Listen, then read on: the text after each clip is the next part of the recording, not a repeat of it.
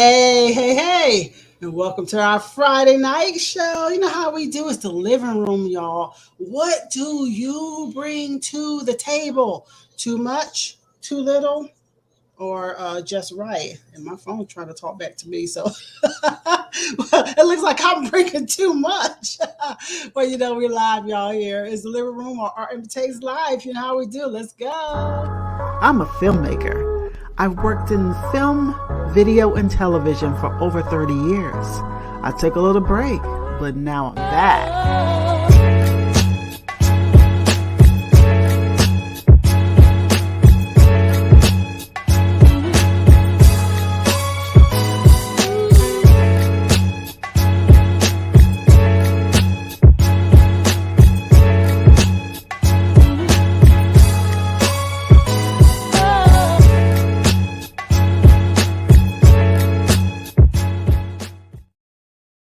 Hey, welcome back. Welcome to another edition of Art Imitates Live with me, Tanya Dixon, and my co-host who was showing himself for just a few moments there, Poppy, the YouTube star. I guess he'll be back in a bit. But we have another great and exciting show for you tonight. You know how we do our segments. Who spiked the tea? Hot topics for you, all kinds of juicy things that are happening out there in the world, and we'd like to discuss it. You can chime in with us on chat and everything, and we'll read your comments and chat with you too. And then also our big topic of the night in the living room would be, what do you bring to the table? Too much? Too little? Or just right? We're going to break that down so you can see exactly what we're talking about in just a bit. I'm going to bring the living room panel in just a moment. But for now, you know how we do. Let's get a couple words from the sponsors. Here we go. Art Imitates Live with Tanya Dixon is being sponsored by Candyland Global, bringing your multimedia dreams to life.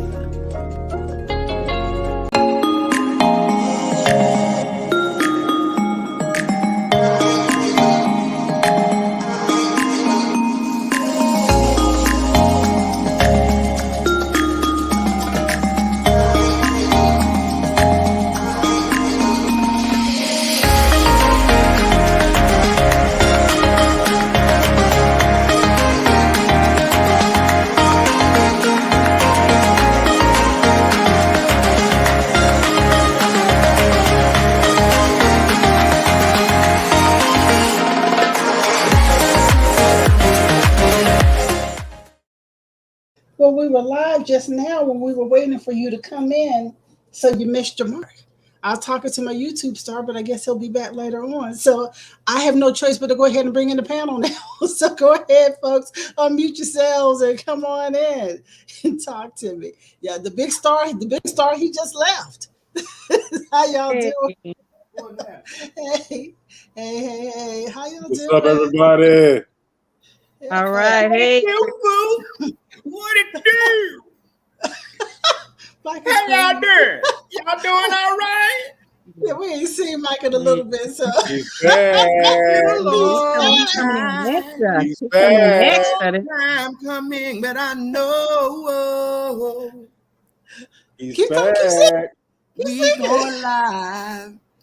Oh, yes, we are. Some changes, man. Changes, man. Too much time smoking. The sticky weed. No, I ain't. That ain't the song. That is definitely not the song. Margo said. I've been listening to a lot of music today, and all kind of songs came on. I said, you know what? Mm-hmm. They should let me ghostwrite. Yeah. Why don't you work on that? Oh. There's a lot of people not a bad idea. Really a lot of need people some who can't rap need some help. Yeah, a lot of people. Yeah,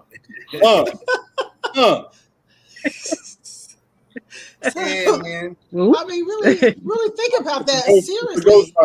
It's the ghostwriters with the talent. Yeah, because being the old age that I am, I don't see myself out there trying to. No, I'm lying. I'm still good at it now. Goddamn. Oh, my bad. Oops. What? Never mind. Don't worry about it. Don't even worry about it. Well, Veronica is talking to me, so I'm telling her to hit us in the chat. Ron, if you get a chance, just hit us in the chat because I'm trying to text to you. And she said to tell you all she's sorry. Her her whole phone situation is messing up tonight. So, Ronk, if you get a chance, just chat with us, and at some point we're gonna get Ronk in here full time. She's gonna be ready for us. And, yeah. I don't know if we're gonna be ready because she might just tell us all. Text to you. Yes, he is. Yeah. Well, you know what? I want to just see real quick before we go into who spiked the tea. I'm catching my breath because we know what I'm going through. But what was your week like this week? I want to know, how was your week? I'm going to start off with the Rickness Monster. What you have going on this week? My week was kind of shaky. I had like a bit of a stomach issue, but I dealt with it. On the job work, juggling that with the pains, with the stomach pains, but overcame it. There was a Deep Ellum here in Dallas. They have an arts festival. I was presented with an opportunity. Unfortunately, it was presented like too soon. I only had like a day or two to participate, but if there wasn't one, there was another. So I'm pretty sure that'll go through real smoothly. So I'm getting more details with that, but getting back on, getting back with it, getting all this done. So yeah, everything is good. Happy Friday, everybody. All right. Okay, cool. Margo, go. How was your week? Week has been okay. The last 2 days, I had the opportunity to work from home, so that's been great, but not the reason they're for. Some few little issues at work, some stuff I didn't do, but somebody else did. So, hey, I've just been kind of taking it easy and kind of taking a break because the kids have been running me raggedy. It's one little boy that's giving me a run for my money in my classroom. The babies.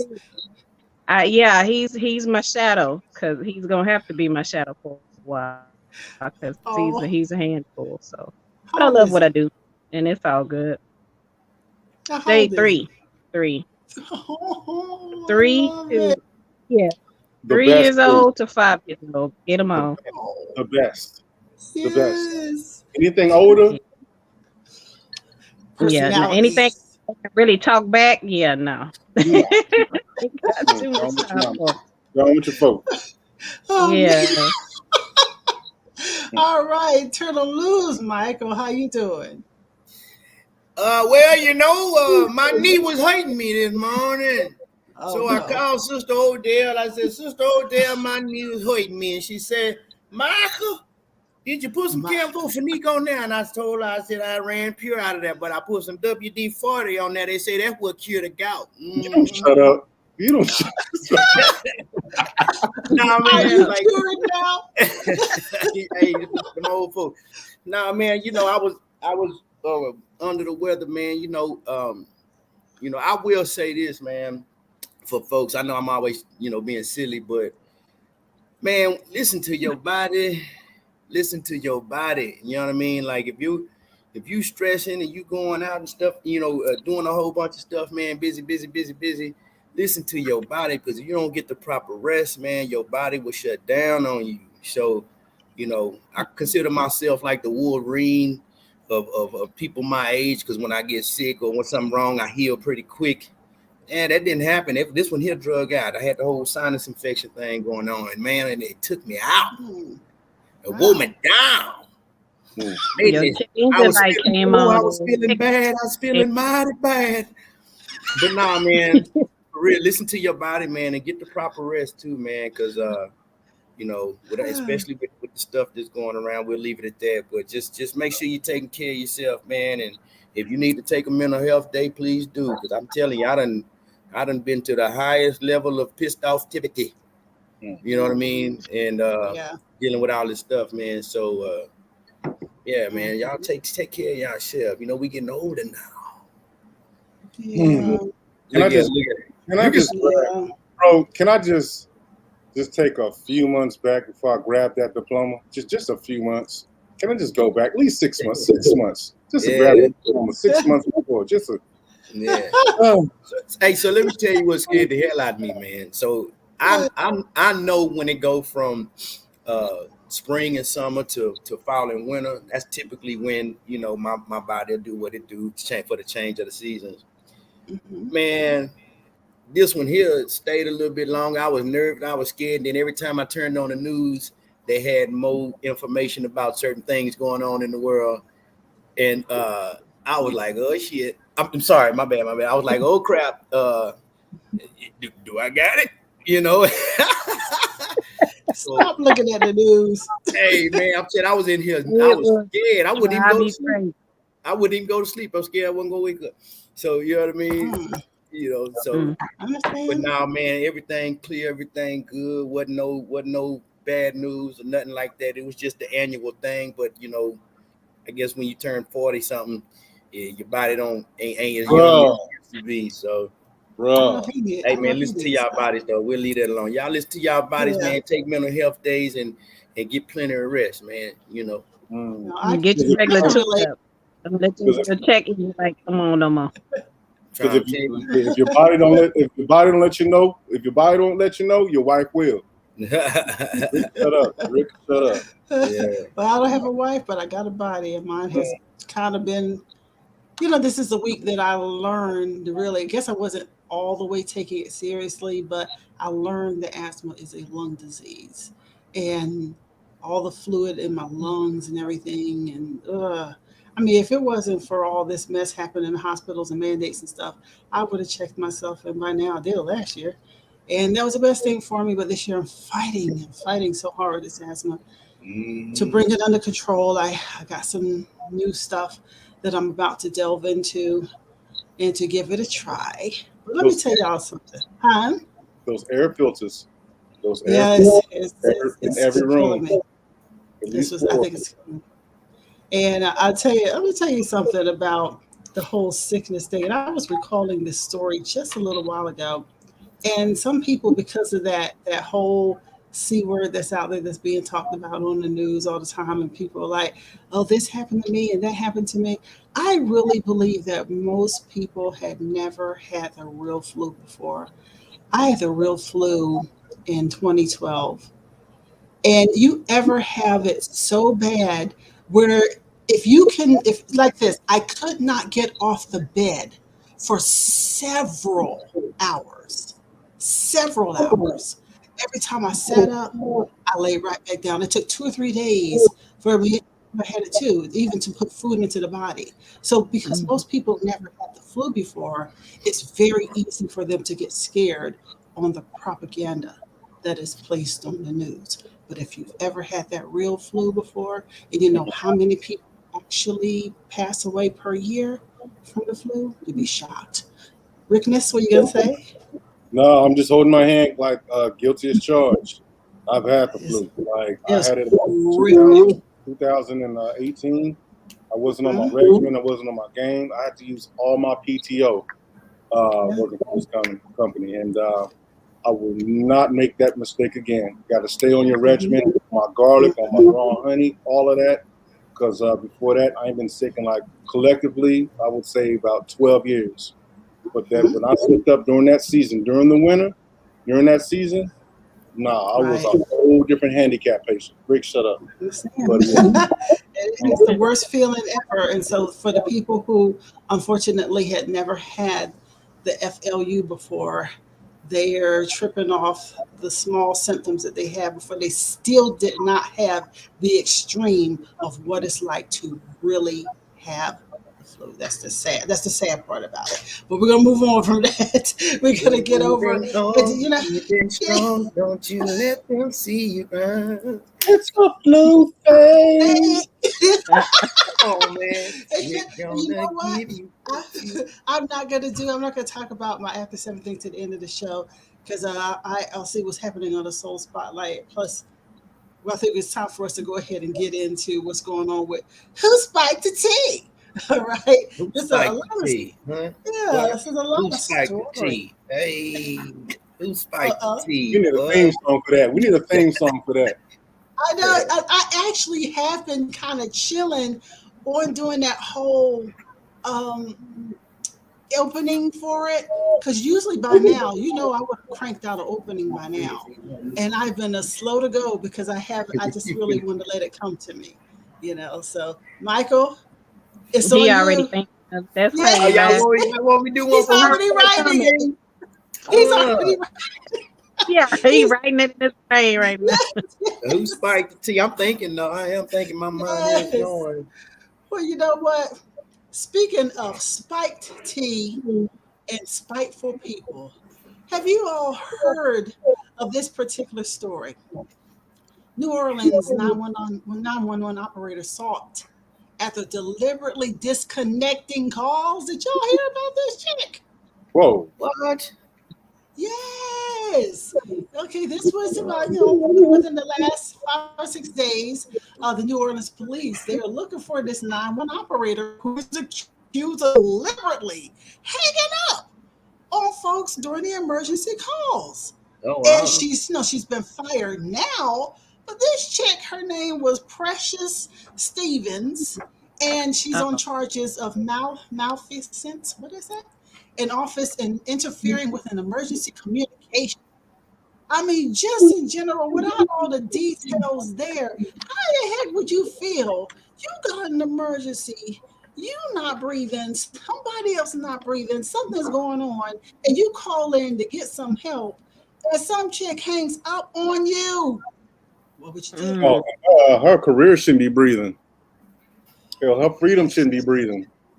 You know what I'm saying? Like, people's lives at risk, like passing out left and right, like sugar. No, she need the whole shebang when it comes to being reprimanded. You need to be fined.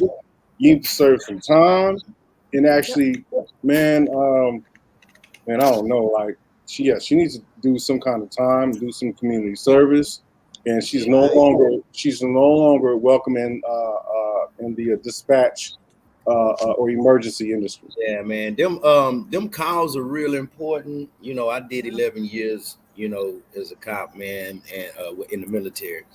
But them calls are so important because that is the first initial. That's almost like the first responder when you get in that call, right? With the exception that they at a call center. But the initial intake of information is how people get to you. Is how people know what's wrong with you, and you know, just say you need special equipment. You know what I mean? That calls are so crucial in aiding the first responders who's coming out to you, man. So to just hang up on somebody, especially like if something going on, you know, somebody life in danger, you know, health wise, you know what I'm saying? So to just hang up on somebody, you know, I would be interested in knowing why that person did that, you know. Yeah, I'm gonna tell you what I think that her punishment should be. I'm interested in the punishment. I'm not interested in why. I'm sorry. I'm interested in the punishment. Let me tell you what I think her punishment should be. Her punishment should be that she should have to go on ride-alongs with the EMTs when they do these emergency calls. I think that her punishment is that she should have to be there during real emergency calls. Everything that happens. Does she think that she thinks that she's the only one that can be Precious? That's her name. That's her name. So your name is Precious. Your name is Precious, but everyone else's lives isn't. No, you definitely need. That's a good one. She took it all the way there. She took it all the way there. You know what? We're gonna leave Precious right where we found her now that they have found her behind, and they are reprimanding this young sister. She needs some help. And I'm like, please don't be us. Please don't be us. Please don't be us. It is. Hey, so y'all know I got to be me. So y'all don't think that maybe I understand the job that they took and whatever oath they took, but y'all don't think maybe she was getting mistreated at work or something, and she was like, I got something for their ass. You know what I mean? And was but you know what I mean? She felt like that. That's wrong to be playing with lives, though. Man, like I'd rather you do something to the fridge at work, eat somebody else's food or something, but not play with nobody's life like that. Though. Y'all doing me like this? You know what? Taking on somebody that really needs our help. Wait, what? That makes sense. Yeah. Margo said, do something to the fridge. Like at work, like if somebody feel like eat that yogurt, like Tiffany Haddish said in a girl's trip or something. Yeah. Like I know you ate my yogurt. Yeah. Hey, that. hey, look. Yeah. My fat self a foodie, man. You mess with my food, I'm liable to go off on your ass. You mess with my food, man. Put some laxative extracts in it and be like, Michael said, I'm more serious about that than I am. Hey, you know what I'm saying? Hey, you know. But let me tell you, I really feel when it comes down to it, this girl, I mean, she just had some type of problem. Yes, it is one of us. And I really believe that sometimes people bring their stuff to work and somebody made her mad or something was going on and she could not disconnect. Because when you're in that type of job, you have to disconnect and just do the job. And she just couldn't do it. So, you know. Yeah. It kind of remind you of that when you say that, it's kind of like that movie with Halle Berry in it. Was it Caller or something like that? When they I didn't see when she was like a 911 operator or whatever. What was it called? Was it called Dispatch? What was it called? Yeah, it was something like that. Yeah. I don't know, but it just kind of make you think like that. Well, you're going off of what you said, like, you know, you get a call or something like that, and you know, on like you take that stuff home with you, depending on the type of call you receive, man. You know what I'm saying? It's kind of hard to not take that stuff home, you know. And she probably hung up on somebody that she's gonna need one day.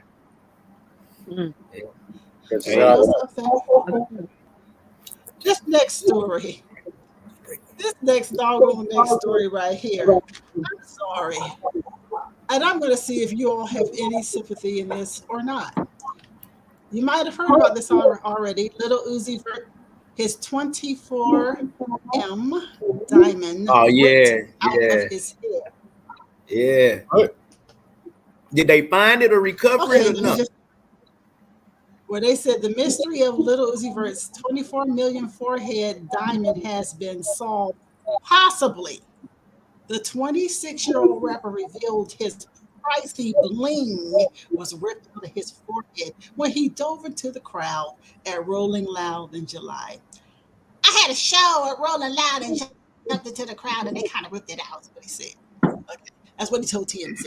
I gave him a voice. My thing is, if I got 24 mil on my head, I ain't jumping in no crowd, man. Right. Where did he do that in? Oh, I don't know. Well, he did that. So hey, he could have been like, hey, man, hold my diamond real quick, man. Yeah. Plunk and dive. Look at but he's got it insured, so you know it ain't nothing to get it replaced, I guess, unless they gotta grow and insurance be having stipulations. It might got no crowd diving on their policy. You know what I mean? Well, it might, but it just was foolish to get it in the first place. I mean, how you think you really gonna keep that in the middle of your forehead for forever, for the rest of your life? I don't get it. I'm worried. Are you using that diamond to compensate for your common sense? Like, hey man, that diamond is his third eye. Yeah, third eye, special powers or something he thought he was gonna get from it. That blinded the hell out of him. He's been paying for it since 2017. And he said that was still making payments on it. He said it's the first time he saw a real natural pink diamond. That's like turning the alarm on your car, leaving your keys on the dashboard with the window open. Like, bro, like, where you from? You know what? Who cares? Go back where you from, fam. Like, no. He said it in 10, almost 11 carats. Turns the car alarm on with the car window open. Who does that? I don't know. I don't get this at all. So all we're gonna do is we're gonna leave Little Uzi Vert Hey, right where him is.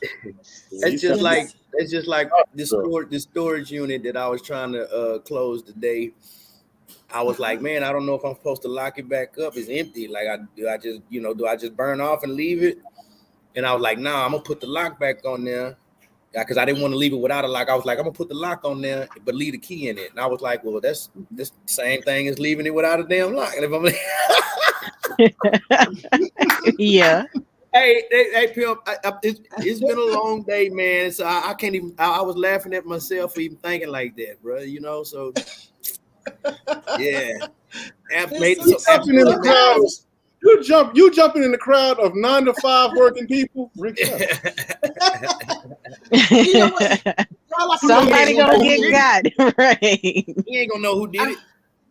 I forgot to we share all with gonna you split it anyway.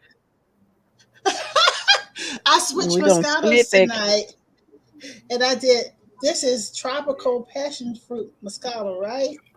Now this one tastes more like a wine cooler. Nice. It's really good. Yeah, it tastes like a wine cooler, and so I'm like, yay! I'm back in time. I kind of like that. Myself, I'm freezing off the Parmesan tonight. I'm just straight sweet. I'm just straight sweet red wine. Rossi, Mr. Rossi. I had to put that Mason on pause because my stomach. Man, it's a scar in his hand that y'all can't see. Parmesan is the reason I had that scar in my hand back in 2003. That's got to be a heck of a story then. Oh, it is. He's live at 5. Hey. Is it a YouTube story? Is it a YouTube story? Is it a story or is it a? I could share it because I ain't sharing no names, but I'm still in the military, so I'll wait till I'm out before I tell that story. Okay. Okay. We will. Let's play it safe. Like that one video when that man was doing his thing. He was like, I refuse to answer any of the questions under the grounds they may incriminate me. You know what I'm saying? You will circle back. Yeah. Circle back. Yeah.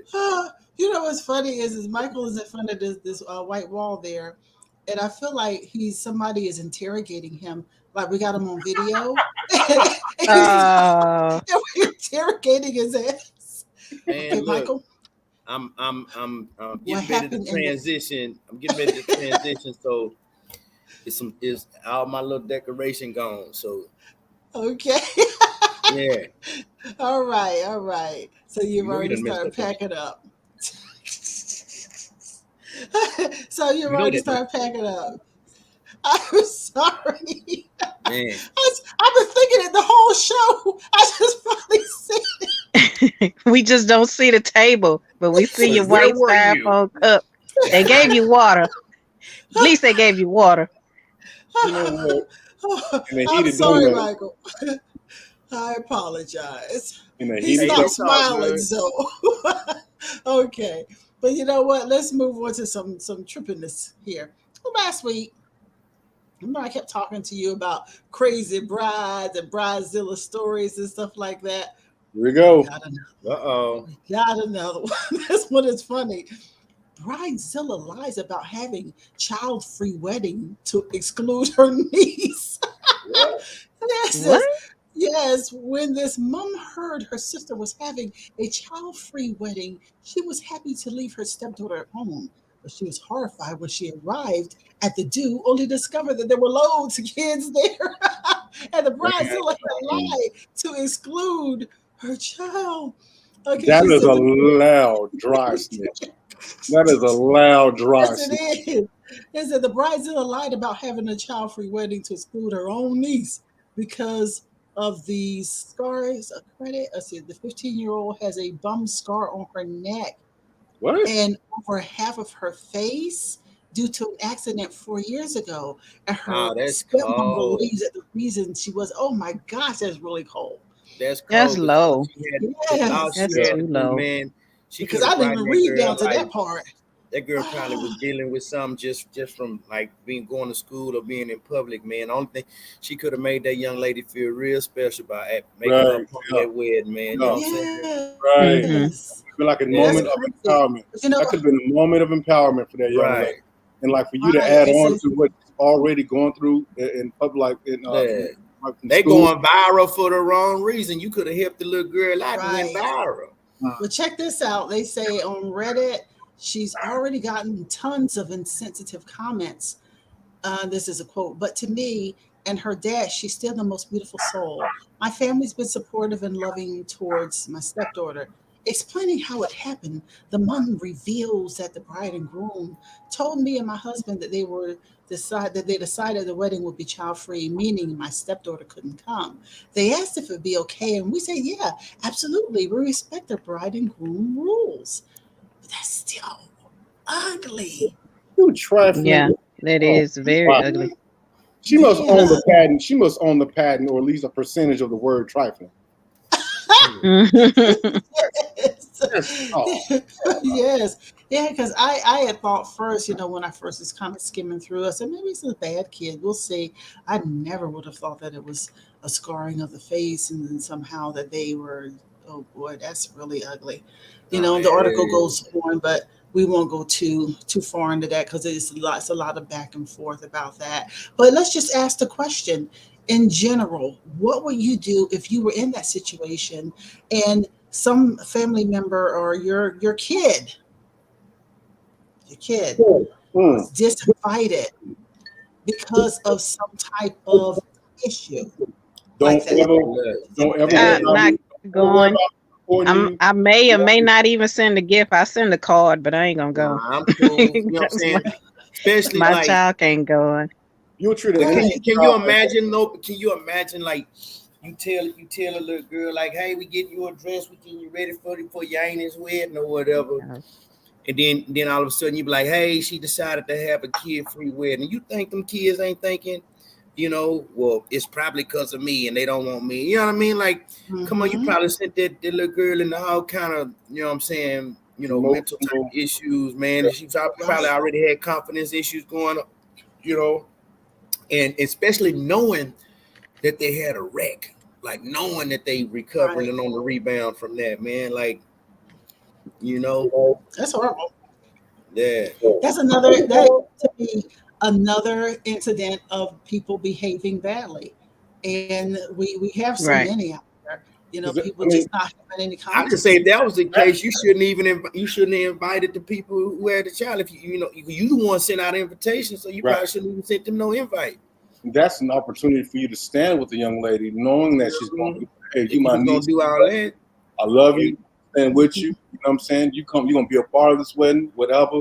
That was a moment for them. That was a moment for her to be, or a moment for them to stand up and be with that girl. Yeah, my kids ain't welcome. I ain't going. That's right. But you know what? The Bridezilla, we're really, that is a true definition of a bridezilla. We usually look at it as someone just behaving badly because it's their special princess day and they're like, oh, I want everything my way. But that's a little far. That's past that, so far past that situation. The best gift, like if that happened, should that happen, the best gift they're gonna get from me is an enema pack. They're gonna get an enema pack. They full of shit. Oh man. Well, let me ask you all, just before we go further, while I work on my selfie picture, see, heard me when I said that. What kind of stories have you all ever had before when it came to weddings and people being bridezillas and stuff like that? Have you ever witnessed any of this craziness going on? No, not personally, just on television, but not personally, not myself. But you mean I was actually talking about bridezilla? Yeah. Or like familyzilla, like families. He say familyzilla. Family. Yo, Shuey done seen some of that. Yeah. Is there any difference? Bridezilla is bridezilla. Is no different. No, but the bride. I mean, because you can have it's all kind of WTF moments that go on at a wedding. Right. Yeah. Yeah, well, you know. Have you ever seen those really spoiled bride moments? No, I personally have not witnessed any. Just on TV for me. Yeah, just on I haven't TV. seen any either. I've seen like behind the scenes. I might have had a friend that was acting a certain kind of way. You know, YouTube. You on YouTube? Yeah, I'm doing my picture. I'm sorry about that. I had to do my picture real quick because we do it for social media. Do it. I think I got some. I'll check it out in a few moments. But let's move on to this next story here. Now, this one.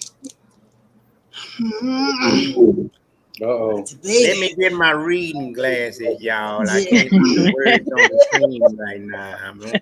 And I need to make sure I see every word of this. Okay, I really It's do. new technology. I don't know how y'all use this computer here.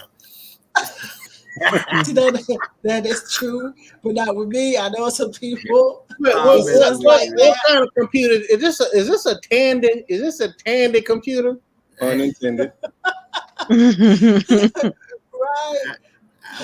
I need my Macintosh. Bring that on back. No word, Michael. Shut up. Stop it. Just stop it. Oh, crazy. All right, okay, I'm through. I'm sorry. Come on, let's I actually just looking at this story that I was just. We ready for another sip of the tea? I was just debating. Well, I'm gonna go ahead with it. Black men identified as primates by Facebook's not so intelligent AI. Oh yeah, I heard about that, man.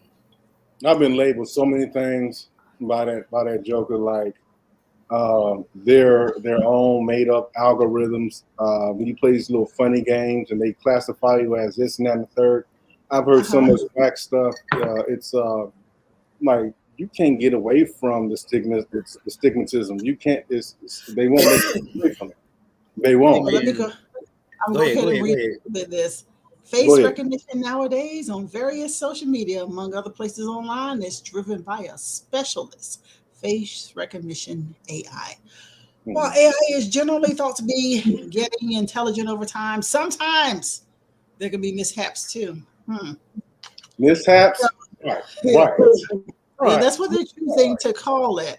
In the latest such case, as spotted by the New York Times, the Facebook AI recently identified Black men in a Daily Mail Facebook video from June 2020 as primates. Crazy. And I wonder who designed this AI. Rick, shut up. No, I'm good. Yeah. And it has a picture of the guy here, and it says underneath, it says, keep seeing videos about primates. Yes or dismiss. We know what the truth is. We know the truth. Like, you're trying too hard. It's like you're trying too hard to make us collectively less than human and primates. That's the best you can do after all we've done and all that we still do. Trying that hard to make us look lower than, like, you know what I'm saying, like maggot poop. Like, that's the best you can do. You're trying too hard. You're weak. That's all it is. And you need, hey man, it's just you need a tool to perpetuate these lies. Another ploy to raise a little ruckus, man. That's all it is.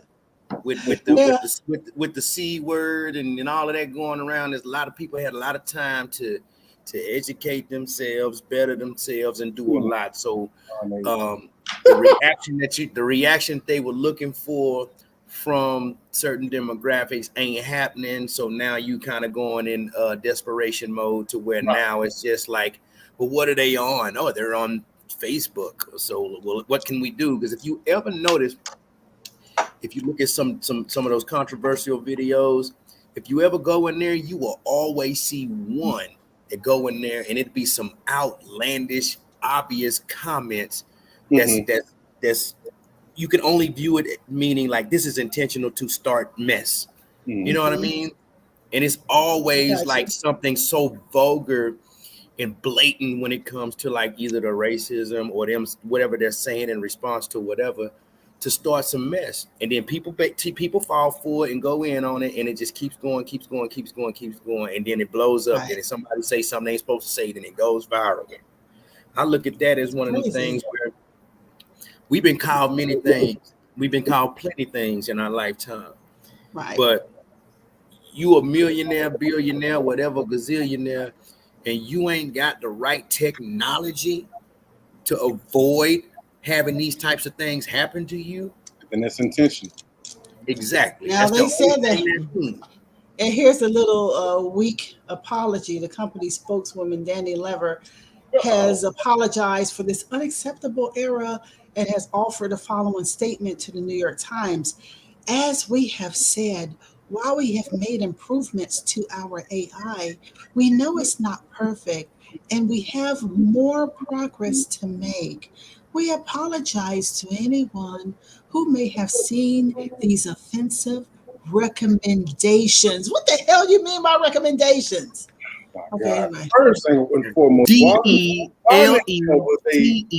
Damn it. That's what that delete. Why were they implemented to begin with? Why were these filters, why were these attributes implemented to begin with? Let's start with that. And let me ask you this. How long did it take for them to apologize? How long did it take? I don't know the time on here. Let me see, but I'm sure it was not immediate. Since Facebook started, right? Right. Facebook has been around for how long? It's about what, 2007, 2008? Yeah, somewhere around 7, 8. I think I came on in 8, so it had to be around 7. More than 10 years, huh? Sounds familiar? Yeah. Sounds familiar? Mm-hmm. More than 10 years to come back in a right. Sounds like last week. Okay. All right. Good try. Yep. Mm-hmm. They ain't doing what we want them to do. I tell you what, though, you put them on there, tell them they primate. You hear all kinds of stuff on that thing on news now. I tell you that. You're crazy, but that's just sad to me. And I'm like this: if there's no excuse, it's totally inexcusable.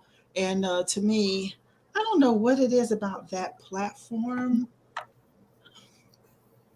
That man, it ain't for us on the tape. That man on the tape, man. That man is that. Look, when you come out with something as a youngster and you have a nice platform or a nice invention, it's intended for good. Once certain people get their hands on it, they turn it into something else. They go to greed. That's when you see all the movies about somebody coming out with something and they say, well, we don't want you to have it because you're gonna use it for evil, right? That it got that money, became part of that club, and got somebody dropped a little bug in his ear or whoever owned it. And they part of the team, and so now they doing what they need to do to keep their obligation or whatever they done promised or said. And if you don't, then you become you get blacklisted. Don't nobody want to be blacklisted. So that's right. It's just something about that's my thought.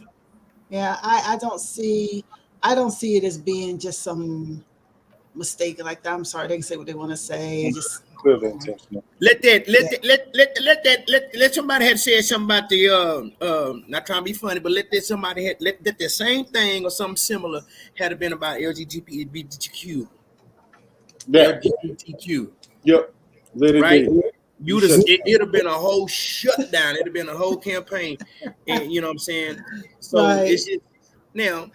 Oh, I put these glasses back. Oh. You know what I'm saying? But they got their stuff together, so they united in their front. I mean, I just wish that when stuff like that happen, we a lot of people can be other people can be united in they front. Right. So. Yeah, I think that the fact that more of us don't even know about this story, that's kind of a problem to me. Why is it that it's just so silent? And I'm just now hearing about myself. And look at how many people that we know, family and friends, support the platform every day. So isn't that something? Yeah, what newsworthy? What newsworthy? We can't put that out there on the news because they'll shut us down or find some incriminating. Rick, shut up. We got the proof. We have the proof. We've seen it. We've seen what happened when the black dollar decides not to spend. We do have that power. I tell you what, let's move on to yet another story, because that one there, like I said, I was apprehensive about the story because it just didn't seem like it was just innocent. in some way. I just didn't feel that. Now, I'm trying to figure out how far I want to go with this one too, but I'm going to go ahead and just bring it to y'all, and you tell me from here what you feel. Larry Elder argues slave owners are owed reparations during an appearance on the Candace Owens show. Okay. Basically,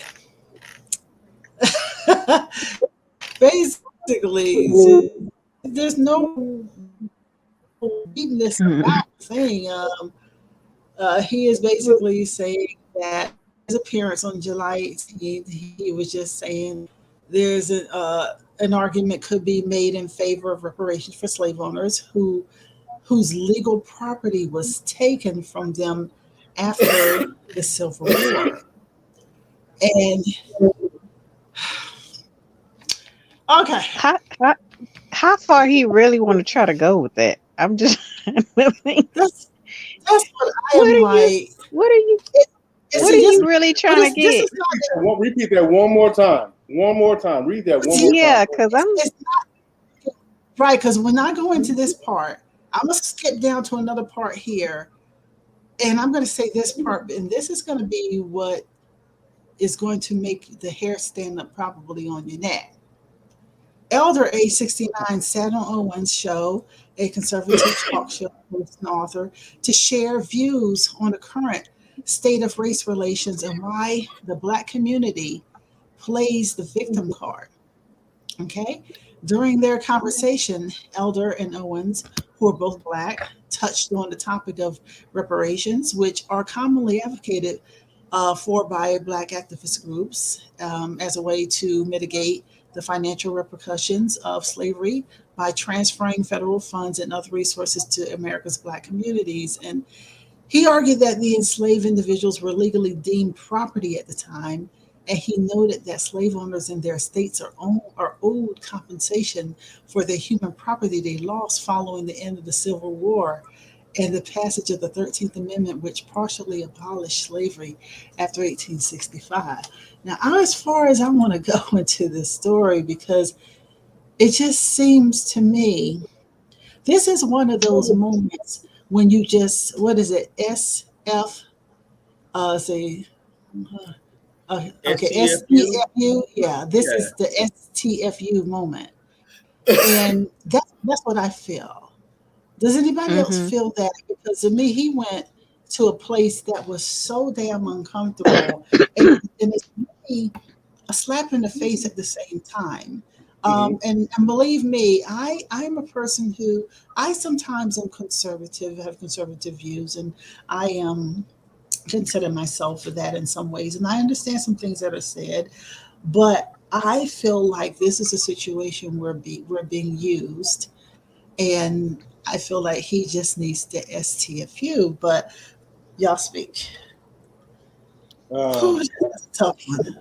Even when you're talking about it really is a tough one. To me, it's like all that's been paid. It's been paid free labor and all that stuff. You might have paid $15 for one slave. You noted down on paperwork or not smart or ignorant or this, that, and the other.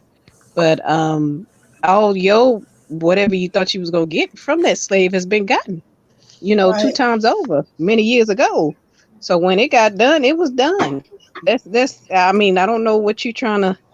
This ain't like you trying to get back child support or something. I mean, I don't know. But he needs to leave that one alone.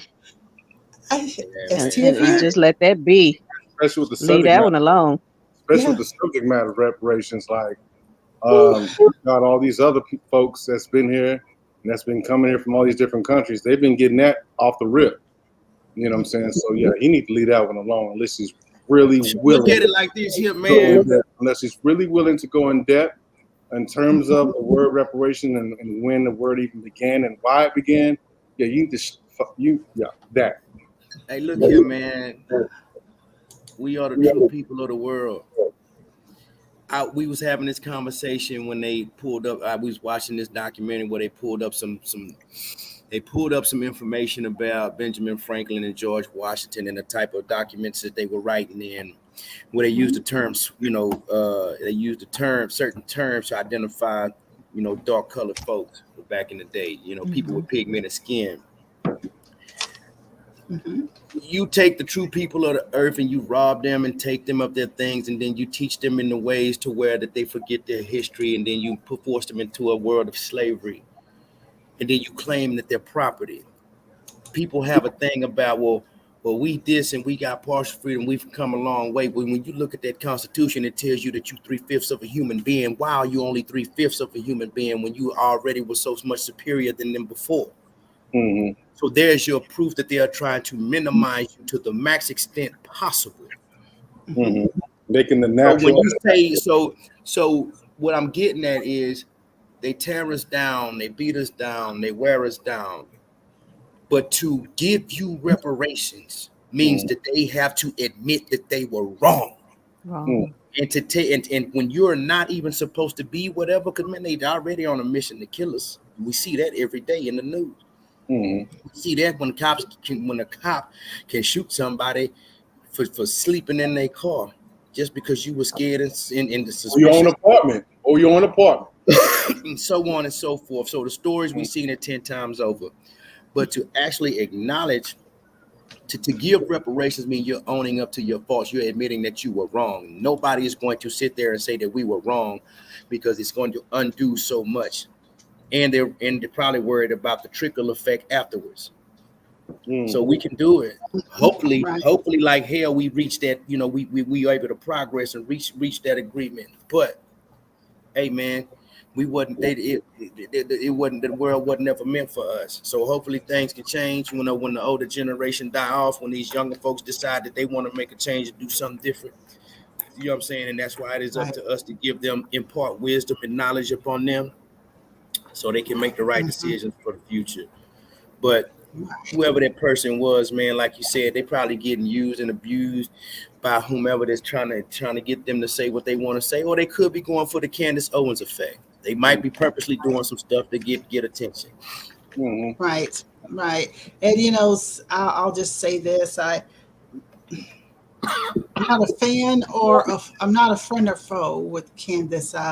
I'm like, do your thing, sis, whatever works for you. But sometimes there is that push for too much attention. I'm like, right. Hey, but that's what I'm saying. So I don't mind various views. Right. You know what I'm saying? Right.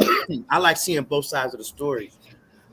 Because having knowledge, having my beliefs and thoughts is one thing, but then hearing other people's beliefs and thoughts pretty much better equips me for my argument whenever I decide to have a debate or a dispute. So y'all see me leaning into the fan. This subject matter making me sweat. You see me? I'm leaning into my air purifier. I am leaning into it because this subject matter. Man. I'm like, whoo. Because it ain't no doubt about it. I'm black, y'all. I'm black. Right. This pigmented skin, man, is beautiful. Valuable. It's beautiful. It's valuable. You know what I'm saying? Because people don't get tans. Because people don't get tans. They don't get tans. They don't get tans. They don't do that. Anyway, moving on. Hey, I don't know, man. That sun is a powerful damn piece of source of energy. That sun will tear your ass up too. We're gonna move on from this, y'all. We're gonna move on because I've said myself. That's a lot. Don't you let them call you brown, because you're a beautiful thing. Oh, Here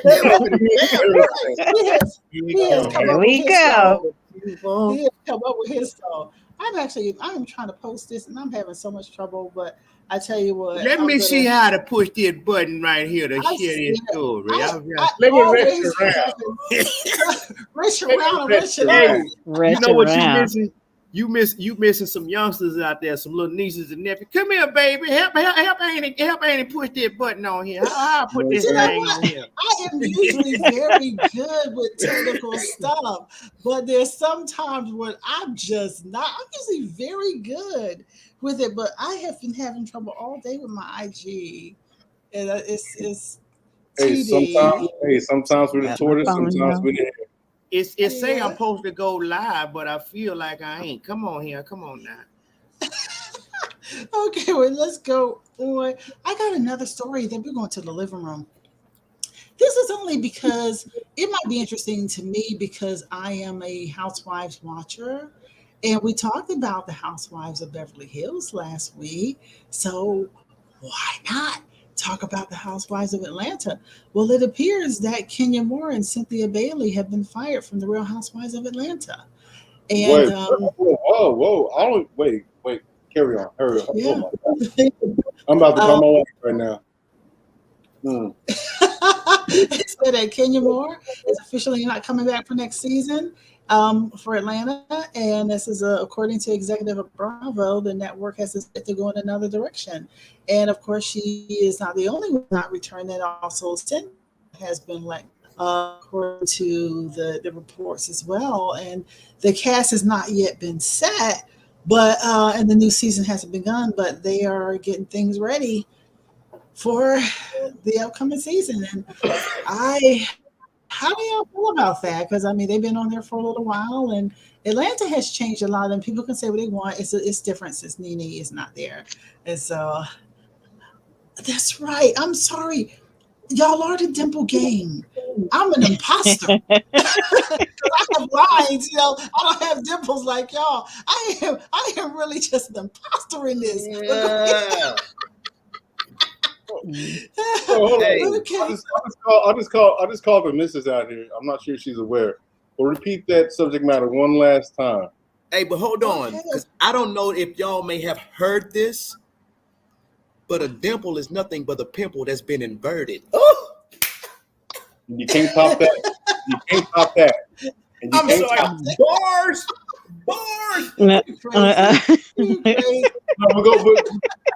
Tanya, go ahead and repeat that. Okay. Kenya Moore and Cynthia Bailey will not be returning to the Housewives of Atlanta. They have been fired. And so they're going in a different direction now. And so, and I'm just going to say this. I hope the direction is not to bring Phaedra Parks back. That's all I hope. What does Tashiba have to say on this one? Well,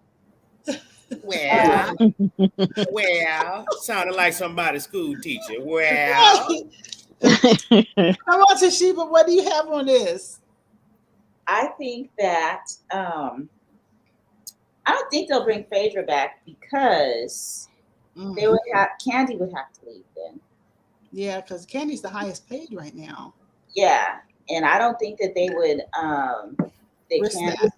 they would risk that exactly. And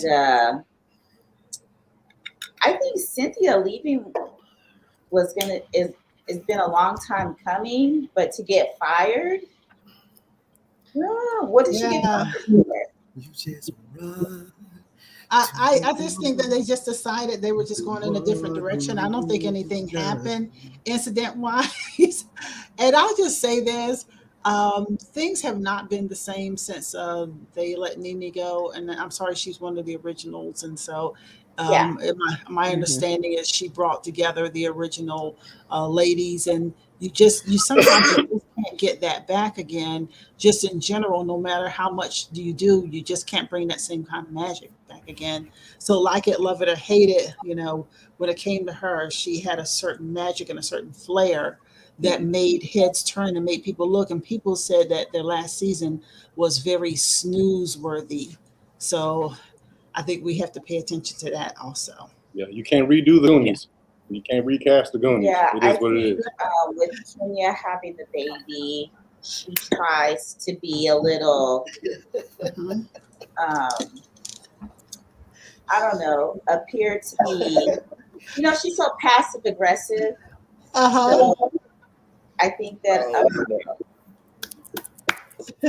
I don't know. She tries to be more than what she really is, but she's really deep down dirty. Right. Yeah. Dirty money.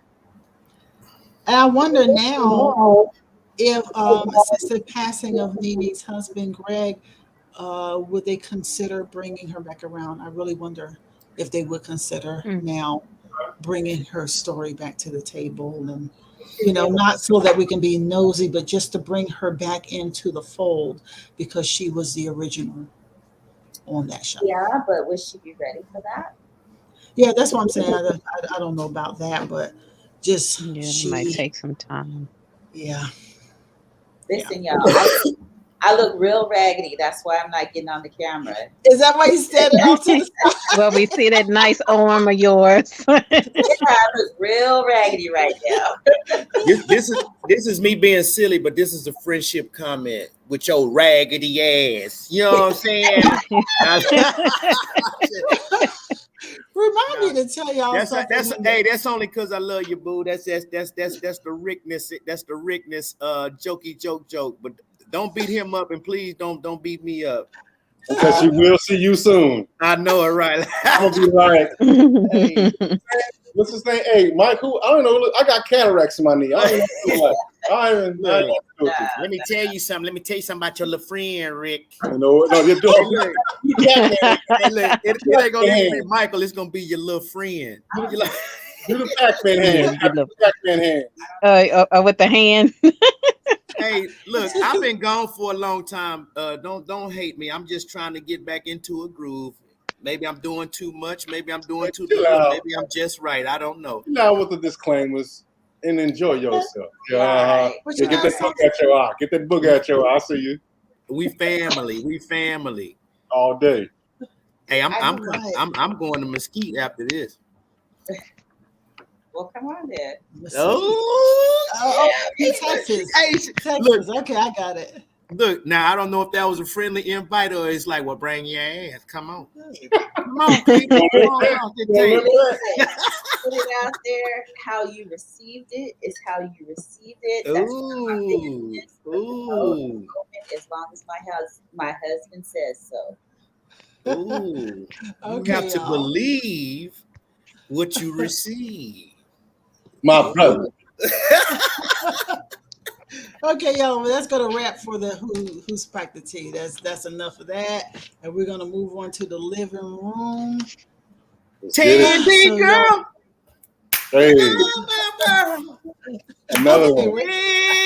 Tandy girl got the podcast.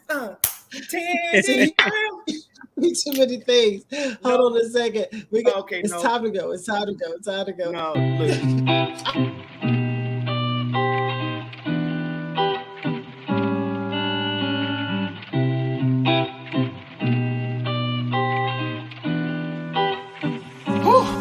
Yeah.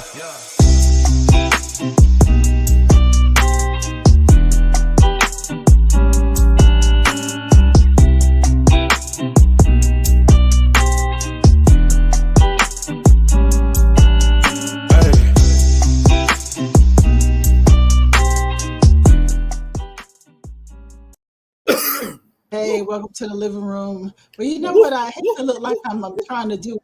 Shut up, Michael. I'm trying to do a fashion show on Instagram. So I tell you what, everybody, y'all do like Michael did. Michael sent me a nice picture that I'm going to share if he allows me to. I'm going to put it on my IG. Oh yeah, you do your thing, man. Okay. I was being silly. But Rick and Margo, if y'all want to send me one including my IG, I'll do that now. I just take a picture of yourself with your own screen. And so I'll put it on because I was trying to do one of the whole thing, but for some reason my camera is giving me a blur. Hey, I have no idea. In that picture, Tanya, it looked like you getting ready to do the watch me whip, watch me nay nay. That's what. What picture? Yours. Hey, and Rick looked like he doubting the shit out of somebody. You hear me? Like, what? He doubting somebody. Look like you doubting the hell out somebody. Yes, I am looking like I'm about to nay. Yeah. Okay, we're gonna save that one. Okay, Rick, Margo, y'all send me something real quick. Just hold your camera up with you and the screen, and then let me do it. And then while we're doing that, we're gonna go ahead into the topic. Now, the topic for tonight is what will you? No. What do you bring to the table? Too much, too little, or just right? This is a Michael topic. Sounds like the Three Little Bears. I was thinking that. Come up with that? How you come up with that? But this is Michael Lee. So Michael Lee, I want you to go ahead and explain your point of view, what you were thinking about when you came up with this topic, the Three Little Bears topic. So, oftentimes when a man is I'm being silly. So no. Oh Lord. No. So this goes for relationships. And when I say relationships, the number one thing that people tend to go to is love and relationships and matters of the heart. We're talking about family, friends, significant others, work. You know what I'm saying? We can cover a broad spectrum of a whole lot of things, but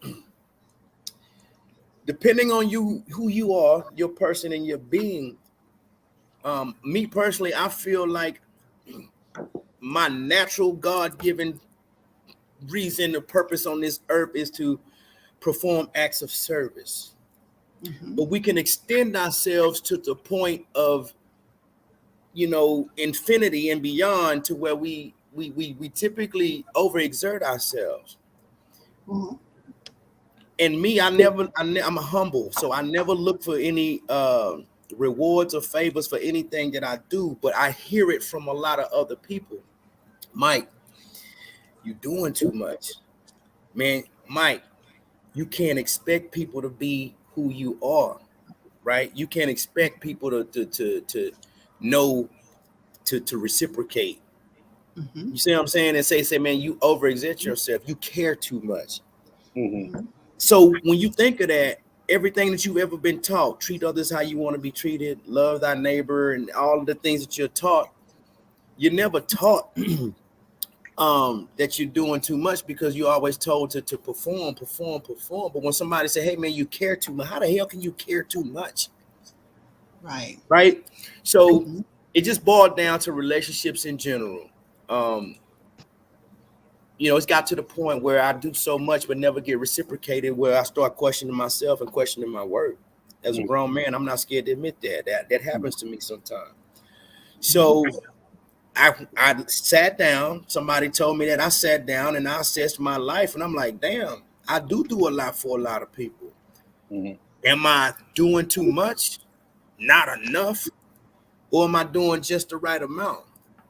But regardless of what point I'm at, do people really appreciate it? Right. So like I said, we can cover, this is a broad scope, and we can cover a whole bunch of things, but that's what I was thinking about. Like, man, at work, I do a lot. And when I ask for one thing, the feedback is minimal. In a relationship, or in various relationships in the past, you know what I'm saying, and here, present and future and all of that good stuff, you you do what you know how to do. Are you being appreciated? Because a lot of people feel undervalued and underappreciated in their relationships. You know what I'm saying? So you start to say, man, I do all of this, I ask for nothing in return, but if I sit down and assess the situation, I ain't getting shit in return. So am I doing too much? Am I doing too little? Am I not doing enough to where this person is willing to reciprocate? Or am I at a happy medium and everybody's just happy and don't nobody say nothing? Right. I'm done. Margo, I'm gonna let you go, dear. Margo? You gonna let me go. She's like, my name is Margo, but I want to stop halfway right now. Caught me off guard. But I want to stop that. I think with me, hearing that topic, I was thinking about, like a relationship or two people sitting down and seeing what it is that the qualities and things they possess and what they're trying to merge together. What are we trying to share? What as well as knowing what your strengths are, what each other's weaknesses are, and see if they can balance each other out. And on top that too, even stuff that Mike was saying, thinking that maybe they were looking at you doing for yourself where you're at, your center and your core. So yeah, for me, you'd be like, what are we really, what's the end result? What are we really trying to have together? What are we really trying to grow and learn from one another? And I'm just like, okay, if we come into the table, everything needs to be laid out on the table. We finna play some operation, and we finna play some cards, and we finna get to the bottom of everything. That's how I'm looking at it. Let's put the truth out there, and let's see what we're working with. I don't need no further surprises. So that's how I see it and look at it.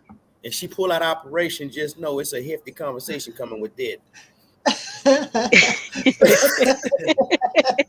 Because everybody ain't perfect. Everybody got some little something, quirk or something that's going on, and it depends on the person that you get with. Are they willing to work with it, or this might be too much for them to handle? So everybody's got something going on, because everybody ain't all there. Just I have nothing wrong with me, and they throw that one out the window. Everybody plays a fool sometimes. Hey, Tanya. Yes. Rick. Yeah. Let me ask y'all this question. And however you want to relate it, and you too, Margo, I'm gonna ask this question right now. I want the three of y'all to answer this question. Okay. Do you feel like you give too much, too little, or you give just enough? Well, to even answer the question, go ahead, Tanya. No, I want you to go ahead, because I might be a little too long. So you go ahead, Rick. To add to that, to answer the first question, what do I bring to the table? Okay, yeah. Number one, of course, my imperfections. Because there's no such thing as anything perfect. Because if it were, what's the point of even experiencing? Who I am is who I am, and we learn as we go. You can say you have something that you bring to the table, but even that can be broken down. That can be torn down to be built back up. But are you willing to bring to the table the confidence and the gift of building me back up when I'm broken down from what I thought that I can bring to the table? It should be reciprocated. What is I can speak on my good all day. Anybody can speak on their good all day. Right. But that's something I'm not good at. It's not a matter of words. Words do nothing. Words is the equivalent of hope to me. It's the equivalent of hope. It does absolutely nothing at all. It is a matter of what you do, and then it's a matter of how you do it, and then it's a matter of what you learn from it. And are you going to get better? Are you able to? Are you teachable? Can you teach? Right. You can't teach. Coachable. Yeah, you coachable. Get him, Rick. If you can't learn. So this whole thing about, what you bring to the table, and I've been hearing a lot, I am the table. But baby, you have like two legs that are loose, and you don't even know how to patch it up. You can't even fix it, but you are the table. Hey, Rick. But you are the table. I'm the table and the chair. I give you high five, but I am raising my hand. You got a table. It looks cute. Your table looks beautiful. But who in the hell is going to enjoy that table if your table ain't designed beautiful enough? If it's not even inviting chairs, or if chairs don't want to be present. Who gonna enjoy that table if ain't no food on it? Huh? And look here, Rick. I had a question for Or elbows. Let me do a Rick moment. Man, Mike, shut up. Hey, look. Hey, Rick, you said something, and I completely agree and understand where you're coming from. Let me throw that wrench in there, because it's just who I am, right? You throw that what in there? That wrench. So when you when you as Rick is who he is and whom I know, was a single man, and you met that beautiful, lovely young lady that's standing beside you. I got to try to clean it up from my comment earlier, right? Right. When you met her, did you feel at the time, Rick, did you feel like you were in a situation to where she was lucky to have you?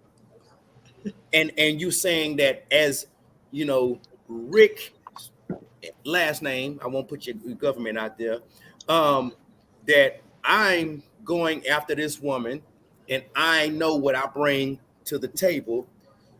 Now, when I engage in conversation with this woman, she has to stimulate my mind, man.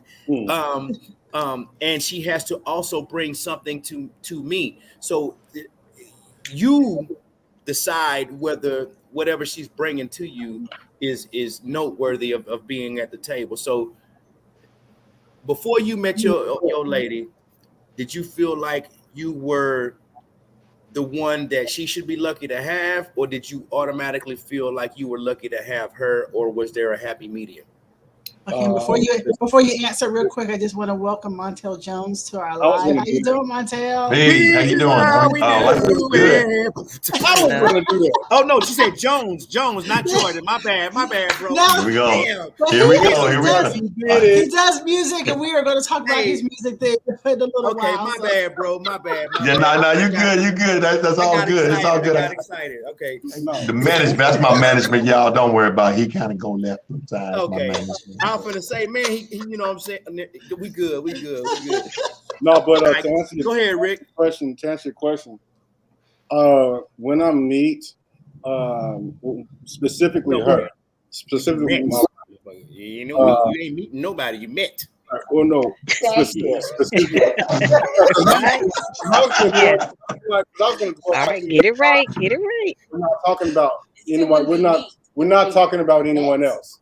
Okay, but at the time, even now, it's like it's not a matter of who is more than the other. You're already going in wrong. Weighing more than the other. It's a more of like, we meet, our hearts beat, we like, we were attracted to each other. Let's learn more. It's not a matter of who has money or who has this and that and third. No. I'm attracted to you for a reason. And a lot of times it's beyond that which I can just see. I want to see where else your voice takes me. Perhaps your voice has a chain of intellect, knowledge, or even like nurture, or just the things that heart in the background. She's doing the heart in the background. That's love. She love you. She say she love you, boo. When I'm not saying these things just because he's standing here. Let's get that out the way. No. I'm saying she's digging what you're saying. Well, so let me ask you this, Rick. I'm interrupting. Before I lose track. Go ahead.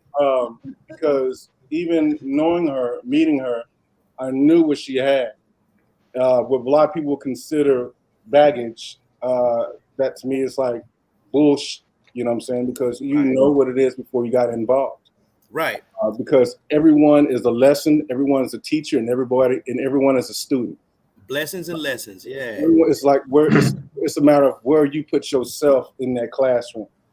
It's where you put yourself. So I never gauged against her as far as what she has or what she doesn't have enough of. Because what I instill in her, and whatever she instills in me, I also have my ways and have my things that I will instill in her, and it becomes practice. It becomes a oneness. It becomes practice as we still learning, and as we are still learning about each other.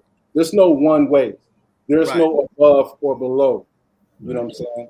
It is an equal measure. Yeah. Bottom line is, and sometimes it's up and it's down depending on where we're at. Sometimes I'm low. We say, hey, get your ass up. Yeah. And vice versa. You know, don't worry about that. I got you. And that goes both ways. So it's not a scale. It's never been a scale at all. Right. But yeah, that's all. While I got you, Rick. So I want to really bring before you speak, Mike. I want to make sure that we bring Montel into the conversation, the topic. Oh tonight. I'll talk all the time. Yeah. Montel, let's get it, baby. I see you. Boy, I sound like I'm in trouble already. I don't know. No, you good. What you talking about? Right. Hey, impart wisdom upon us, man. I don't know. What are we talking about? just bring him into the topic a little bit, so that because he was. No, you go ahead, Tanya. You tell him. I'm gonna be quiet. I'm gonna be quiet. But the topic tonight is, what do you bring to the table?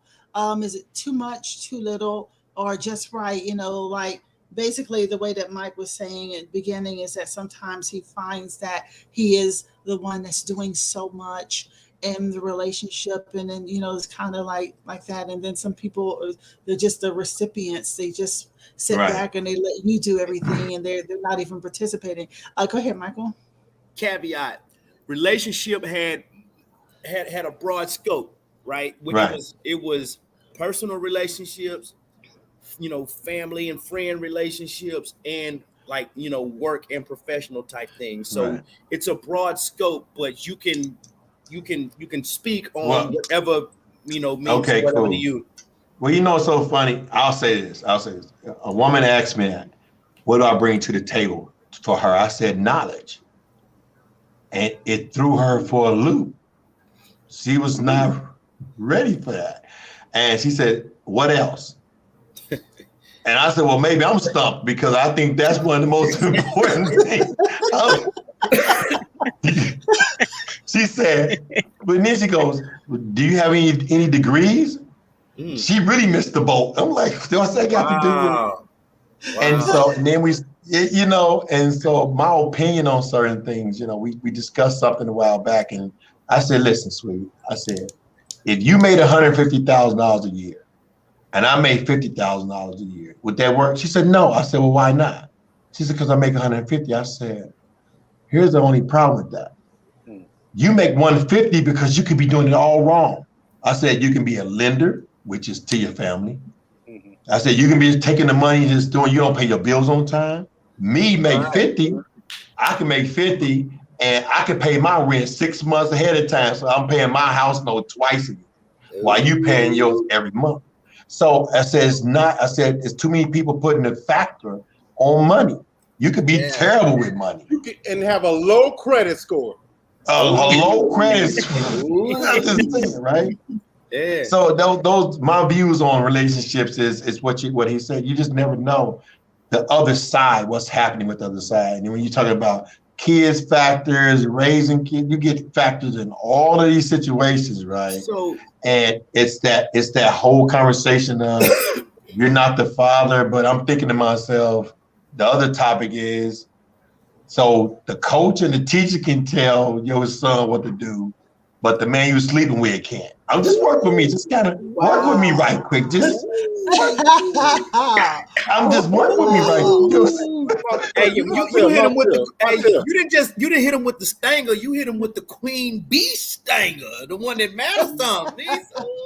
I'm just questions. Because Montel, you can have when someone asks, and it's like crazy for like that can be like that's like people claim that question be like an icebreaker.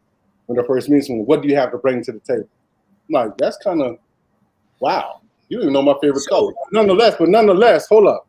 But nonetheless, just because you have an attribute for the question, just because you respond with a certain attributes, doesn't mean that you know how to use them. Anyway.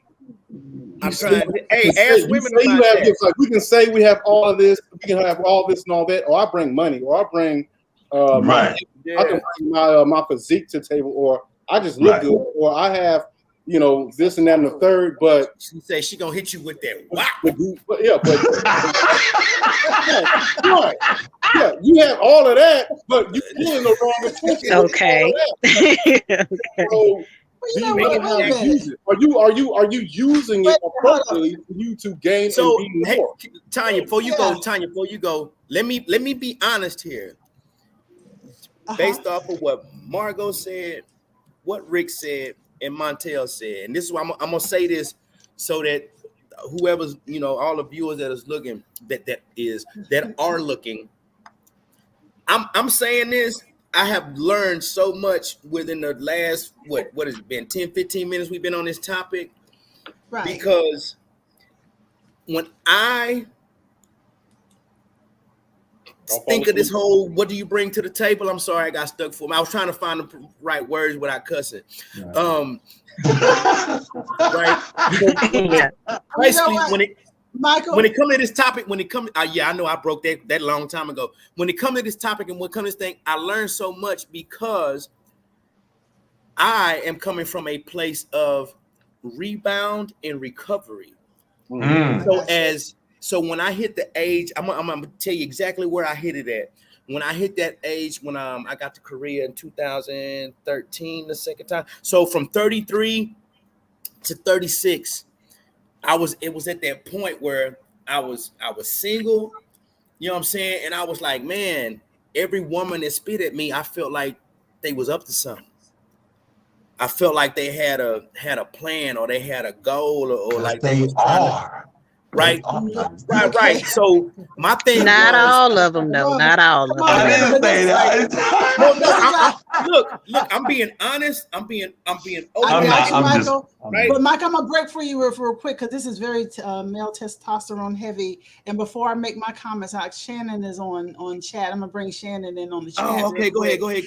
I can pause. Yeah, we gotta get some female views in here because I'm just hearing y'all. I gotta bring a little bit of balance here. So first of all, she feeling like she gotta speak, but I gotta represent for the women. Yeah, it's just I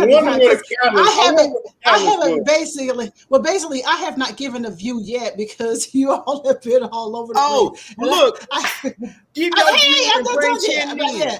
Okay, Sean. Bring Shannon in and get your view. Shannon says you have to be able to accept your good and express it in order to allow someone to accept your entire being, good or bad.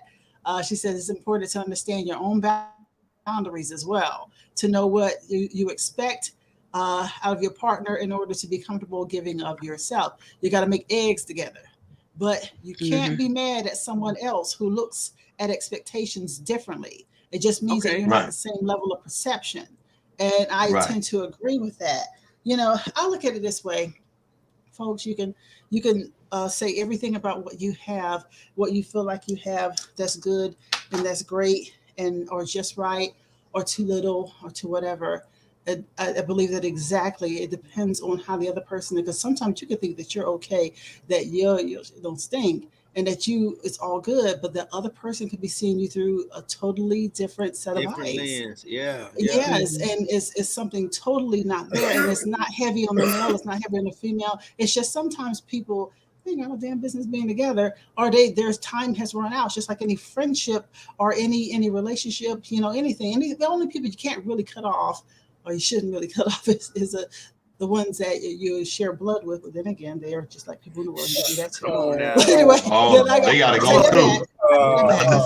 I'm sorry, take that back. My name ain't Antoine Dotson, but I would do my best impersonation. They are the worst ones. They are the worst ones, right? Like.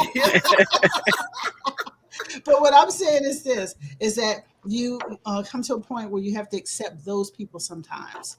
Because of that, bound by blood, then you do have to just nod your head. But the other people in the world who your friends or your significant others, you don't have to accept that, you know. And what I think the biggest thing is that you have to feel like you're enough for anybody before you get with anybody in the general. You just have to feel that way for yourself before you get with anyone. You got to know that you're enough. You know, that I'm not necessarily too much, but I'm great. I'm enough before you even consider anybody else. You know, but go ahead. We'll come back to that. No, so all I'm gonna say was just listening to everybody talk. Y'all taught me so much. And you know how when you with somebody or you have conversation with certain folks and they be telling you stuff, it may not necessarily register, but then you talk to somebody else down the road and they say the same exact thing that somebody said, and you like, oh, that makes so much sense, and they be looking at you like Sap Sucker, I just sit here and told you that yesterday. Right. So what do you say? And the reason you don't hear it is because you're emotionally involved. It sounds better coming out somebody else, I guess. Right. So I'm just saying that because when I came up with that whole topic, I just remember the times where I was, questioning myself, and it was like, anybody that ever tried, and I'm just talking about my experience solely. Right, okay. Anybody that came at me at one point, it was a point where people was coming at me, and I was like, man, I don't know. Like, they might have been a blessing for me, but like I was cutting people off at the top because I'm like, yo, I know where I am. And it wasn't a brag and boast thing, macho thing. It was just like, man, I don't, like, I know where I'm at. I got this, this, my everything for me is smooth and laid out, but I don't know nothing about you. And like, you all right, you about a good 8, 9, or 10, and you coming at me just out the blue, why just come at me like that? What's your game? What's your stilo, as they used to say back in the day, right? So I would be hesitant. And then my thing would be, why they coming at me now? Like, what's wrong with you? What are you trying to escape from? What are you running from? And why you just coming to me at this all of a sudden? You know what I mean? Because I know what I got. And at the time, when I was really thinking about this heavy, when I was going through this, that age frame, the age gap rather, it was I was a single, I was a single father. It was me and my son. You know what I mean? So I'm sitting here like, okay, it's me and my son, and we straight, we good. I know what I got as far as my, my credentials and my resume. But who are you? Who the hell are you?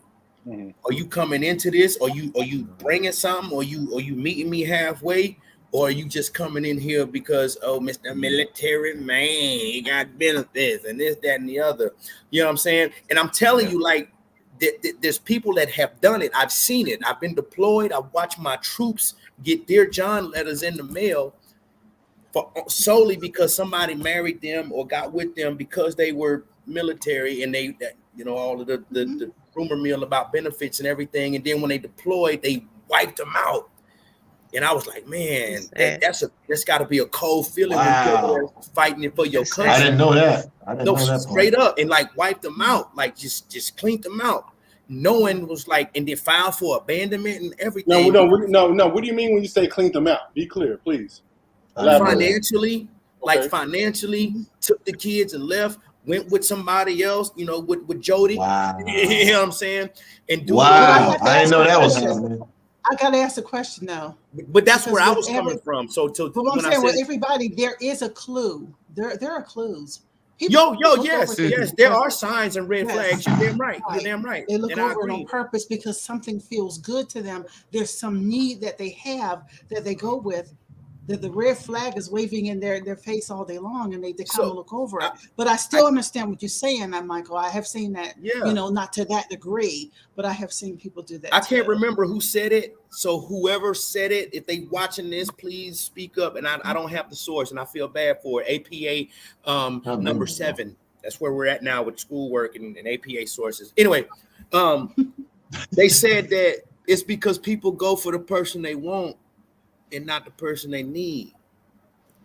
Mm-hmm. You know what I'm saying? People chasing something that they want and not necessarily. They look at the flash on the outside. They see it. Like I used to tell people all the time, I'm an acquired taste. I'm like a wine. Yes, I'm an acquired taste. I might have some outside, I have some outside look for me, but I'm definitely an acquired taste. I'm not flash, bells and whistles. Because I put my glasses on. Okay. Oh, there she is. Okay.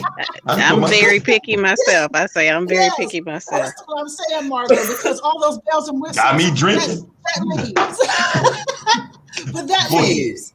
You've got to deal with a fine wine and a quiet taste there, because that's who's going to work with you and be with you. Sometimes people, and I see this a lot, I see men, because I don't come, like I said, I don't come in with the bells and the whistles and I forget them. The short skirts or the hair this way, that way, all the flashes. I don't come in with the bells and the whistle and the wop, but I come in here with something else.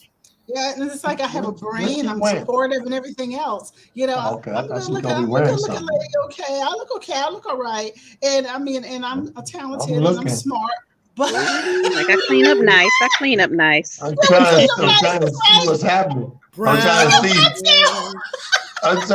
I noticed the other fellows, they got quiet too. Like, what's okay? Was she gonna twerk or something? So are you a Merlot? Are you a Merlot or you a Pinot? You know what I mean? Which one? Are you a Merlot? Are you a Merlot or you a night train? Are you a night train? Oh no. Night train. Who says night train? That's a little. Woo, that's Thunderbird or something. I mean, you might as well threw that one out there too. Thunderbird.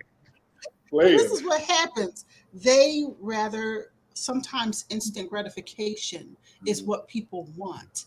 Right. And that's how they miss out on someone that could be good for them. They're looking for something that's good to them for the moment, and they miss out on the fine wines and the Pinot Grigio. Oh, what it tastes like? Tastes good. I'm talking about the wine. I'm talking about the wine. Came in smooth. It's like it tastes pretty good. There you go, girl. Wait a minute. There you go, Tashiba. Wait a minute. Something just happened. Wait. Tashiba says something just happened. Wait. What just happened?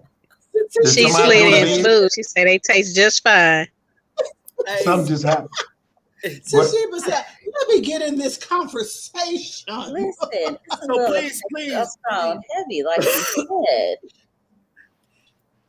I'm just something happened. Tashiba, give me your view. Says you now. Give us a taste of what you got. Okay, because I was like, wait a minute, he's different. No, the wife slid in. That's the wife. The wife slid in. Okay, Rick transformed on y'all ass, didn't he? Yeah. I just thought maybe he was grounded for a second. It's like, what happened? Well, I'm being grounded. He kicked me out. Tashiba, I wanted to hear what Tashiba. What's your point before you leave? Give us your stance before you leave. My stance, well, a little old school. And I think when someone says, like Rick said, what do you bring to the table? I bring me. Right. Absolutely. Bring whatever myself. that is, I bring me. That's it. So it could be, I don't know, whatever. But I don't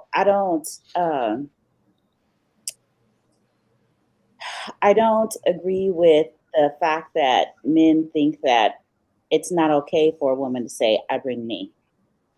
And I don't agree with the fact that I don't think that it's okay that men think that they're so hard on women about a woman asking what a man brings to the table. Because if you had a daughter, you're going to want a man that has everything. Of course, you're going to teach her how to get what she wants, but you also are going to want her to want a man that can provide for her. So it's like you putting this out there like women, all they want is this, and they want a man with this and this and that. But when you have your daughter, of course, you're going to teach her to be independent, because that I am very. But you got to be able to take care of me too, boo. That's just it. Right. Yeah, that's easy. And my dad, for sure. I want to know why Michael is doing all that. No, because I'm teetering. I'm teetering. Right. No, I'm teetering. My dad was like, no, you need to be able to take care of my daughter. That's it. My dad took care of me, took care of my sister, took care of my mom, took care of her sister. Right.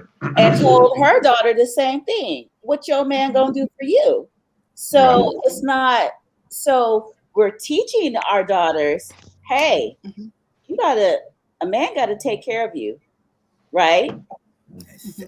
But you sit there talking about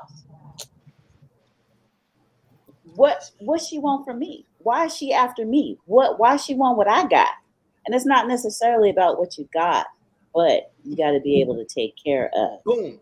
So you make a very valid point, and I'm not necessarily debating, but what I am about to pin, you said it best. You said it best in your own words. You said that this is what folks are taught. Mm-hmm. So either you value what you were taught by your folks, or your eyes have opened and you realize a lot of things that you were taught were kind of forced upon you by someone other than your actual folks or their thoughts and true beliefs, right? So could be. So women are raised to think that they need a man, but depending on your beliefs, a woman is already the cream of the crop. But the woman is the cream of the crop because I'm saying I agree with you. Right. So you honor her, you respect her, you take care of her, and she's going to take care of you. She's going to take care of the community. She's going to take care of your house. The woman is the source of life and should be revered that way and cared for that way. Right. So I'm this is why I say I agree.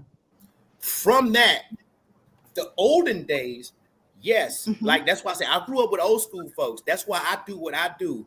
That's why I love, honor, respect, and take care of women, and do all those things that the old heads used to do.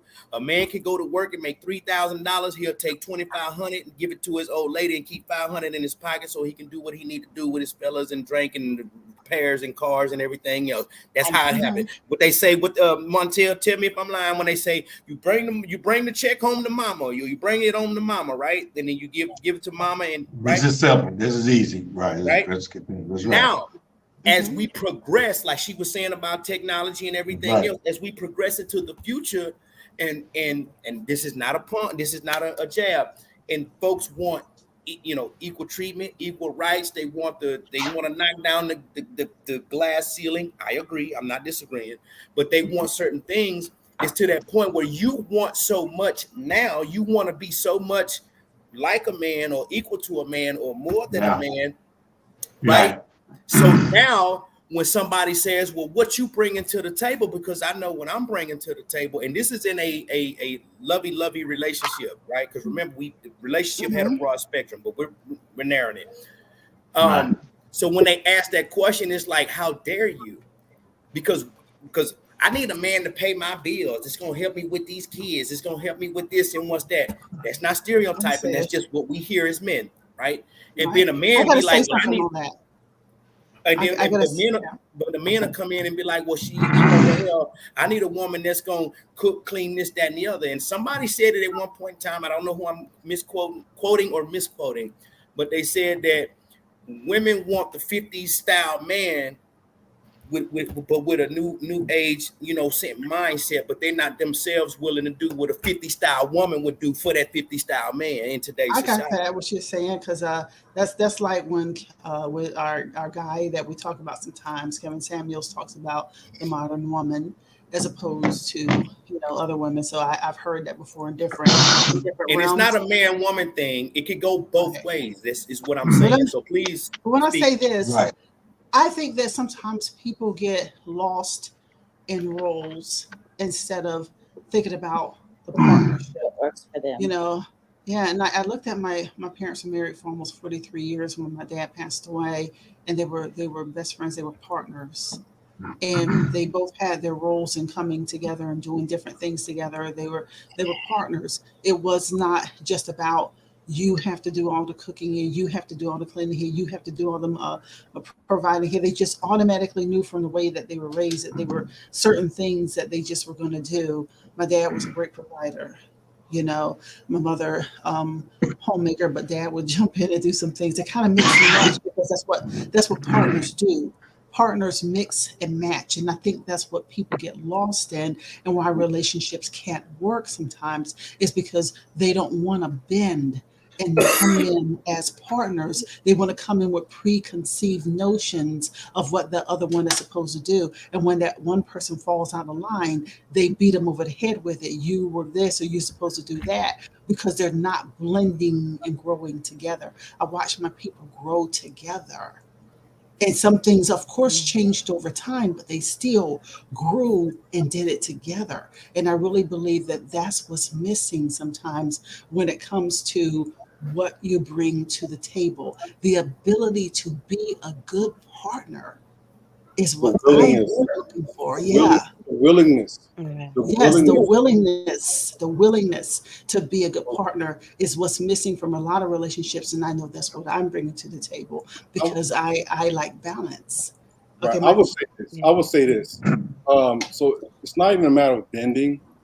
It's a matter of, it's blending. It's not bending, it's blending. Blending. Okay, good. Okay, good. It's never a matter of bending, because when you're blending, you're having to bend, and you losing balance with yourself, and you have to bend for someone and eventually try to break you. Simple and plain. When they put you in a position where you allow yourself to be put in a position to be bent, you got yourself bent. Like, you got me bent. Yeah, you got yourself bent. You know what I'm saying? You lost your self-construct. You lost your confidence. You forgot your strength. You were fooled to believe that, you were led to believe that you should be bent to the point to where there's no lubrication involved. Yeah, basically, your mind get warped. That's men and women. Mind get warped. You become no longer a partner, but a slave in a sense. You know what I'm saying? So and so with that in mind, I would agree to do this topic, but I had an apprehension in there, and the reason why I had the apprehension in there is because I have heard guys say about what are you bringing to the table, and they say it in such a general way in which most of the time they are talking about financial side of things. And I watched this happen a lot. And so what I've noticed is that they were just not willing to think about the blend that happens in the partnership. And some of it could be because of the kind of women that they have been with and decided to date, which was a dumb decision on their part. They ain't got nothing to do with me, you know? Well, you know, go ahead, you know what? So fun. Go ahead. Okay. I didn't struggle with this because it was so obvious. Mm-hmm. Sometimes people say, well, and women say this more so than men to me. I have a master's. I got a master's and a bachelor's. If I hear one more woman tell me she got a master's and a bachelor's, I'm gonna scream. It has nothing to do with your mentality. It has nothing. I was in Katrina, right? So, and lost all, right? So all of what you saw on TV, I know all about it, right? So they finally get me back to Kansas City. I don't have a car. I got $20 to my name, and so this lady, she goes, well, let's meet for lunch. I said, okay. Now I said, where I live now, where they have me, I said, I can walk across the street to the restaurant where she's talking about going in Westport in Kansas City, right? She says, well, why are you walking? I said, well, it's across the street. It's like, here's a light. My apartment's here, the light's here. All the eating places are at the light. She said, no, but I'm saying, why are you walking? I said, okay, why don't we say this? I don't have a car. So she goes, okay, what kind of man don't have a car? I said, I'll tell you what. I said, did the last guy you date have a car? She said, sure did. I said, this is good, that's one. I said, did he dress nice? Oh yeah, he dressed nice, he smelled good. That's two. I said, did he have a job? Oh yeah, he better have a job. So I said, so he had all three of those things that you needed, and you're not with him, you might want to redirect your thinking. You might want to redirect your thinking. So y'all gonna love this one. Well, y'all gonna love this one. So she comes to where I'm at, and to keep her from paying for parking, park where I will park, which will be free. Right in my parking spot with the man that don't have a car, but it's free in the spot with the man that don't have a car. I'm just saying, right? So she parks in the spot where she don't have to pay $15, but with the man with no car, right? Well, why is it? So when she get ready to leave, I look. She got a temp tag in her window, like, you just got your car, so really, wait a minute. So Montel brings up a good point, because I have conversation with some coworkers, and these women are, I say this, they're military women, so they have a lot going for themselves. Right. But the conversations that we have, and I find it always turns into a man-woman versus just a wife thing, right? It always turns into a man versus woman thing when it don't need to be. However, they make this point. Exactly what he was just talking about. Women be like, he ain't got no car, he ain't got this. What I look like, I'm not trying to raise a man. I'm not trying to recreate or build a man. He should already have his stuff together when he stepped into me, right? And my feedback is, or my pushback is, what if you're the person that's going to bring the best out of that individual? Woo! Right. What if what now he we're talking right. spiritual? Can I say something? Yeah, that's yes. on the spiritual. That's Right, the real meat right in there. right. Uh-oh. What I think about is this. What I think about is this. It's just like when guys are out and they're talking to women, it's just like everything is not for you. And you hear all these things that women say, and yeah, a lot of women say some crazy stuff. You know? They know how to say that stuff that make your ear be like, what? Like, did she really say that? Yeah, they know how to do it. Right. That's just not for you. All of us are not that way. No, but you gotta choose what's for you. That ain't for you. But me, I don't take it personally. Because I don't take offense to it. We don't take offense to it. We're numb to it. Right, we're so used to it. Young lady or whomever, right? So used to it. But this is what. Look, they got the blend. Look, the blend. Oh, we're in trouble now. Oh, we're in trouble. But this is the conversation that gets had. I'm not gonna have her sit in the wax chair.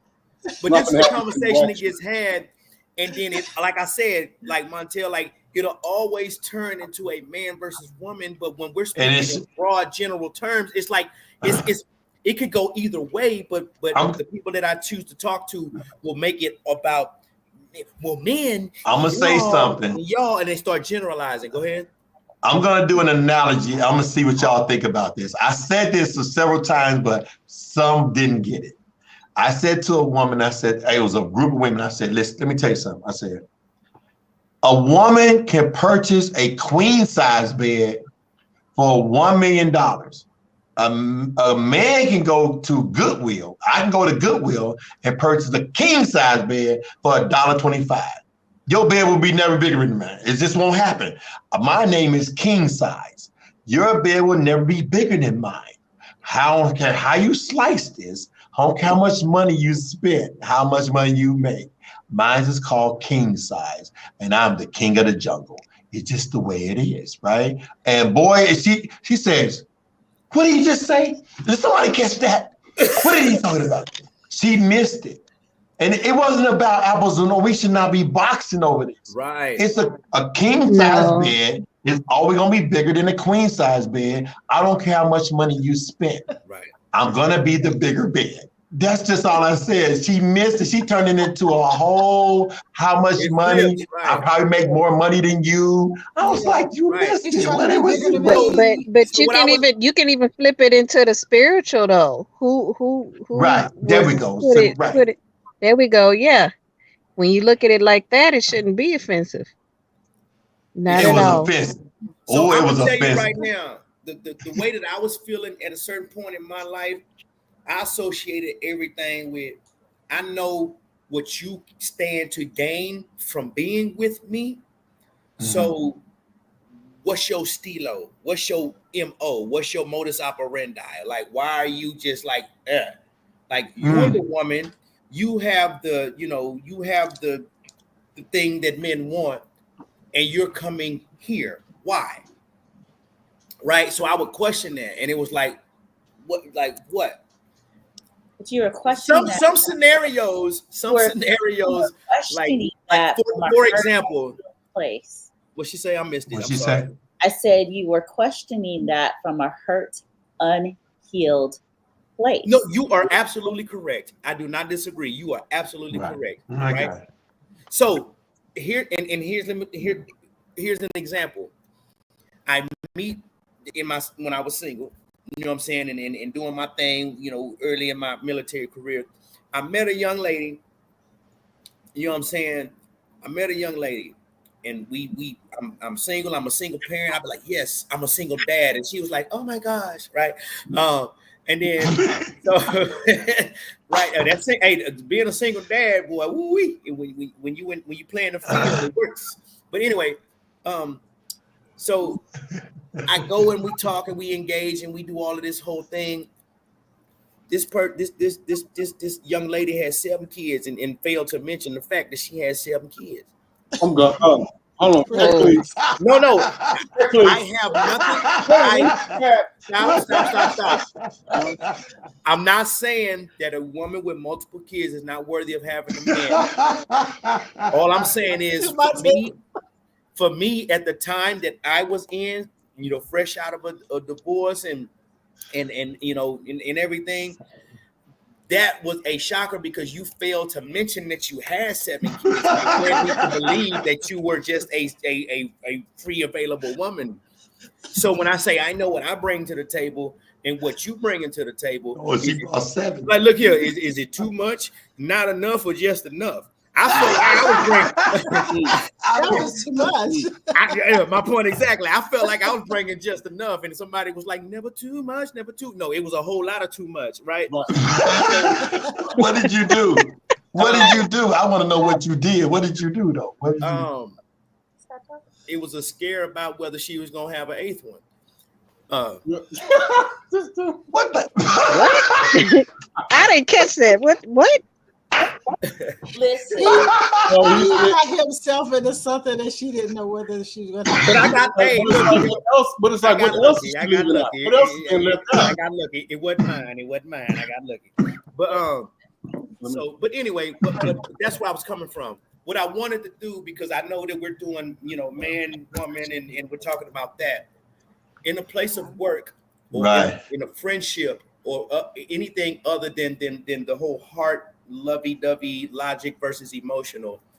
In a place of work or with friend and family, what stories do you have where you feel like either you too much, just right, or too little?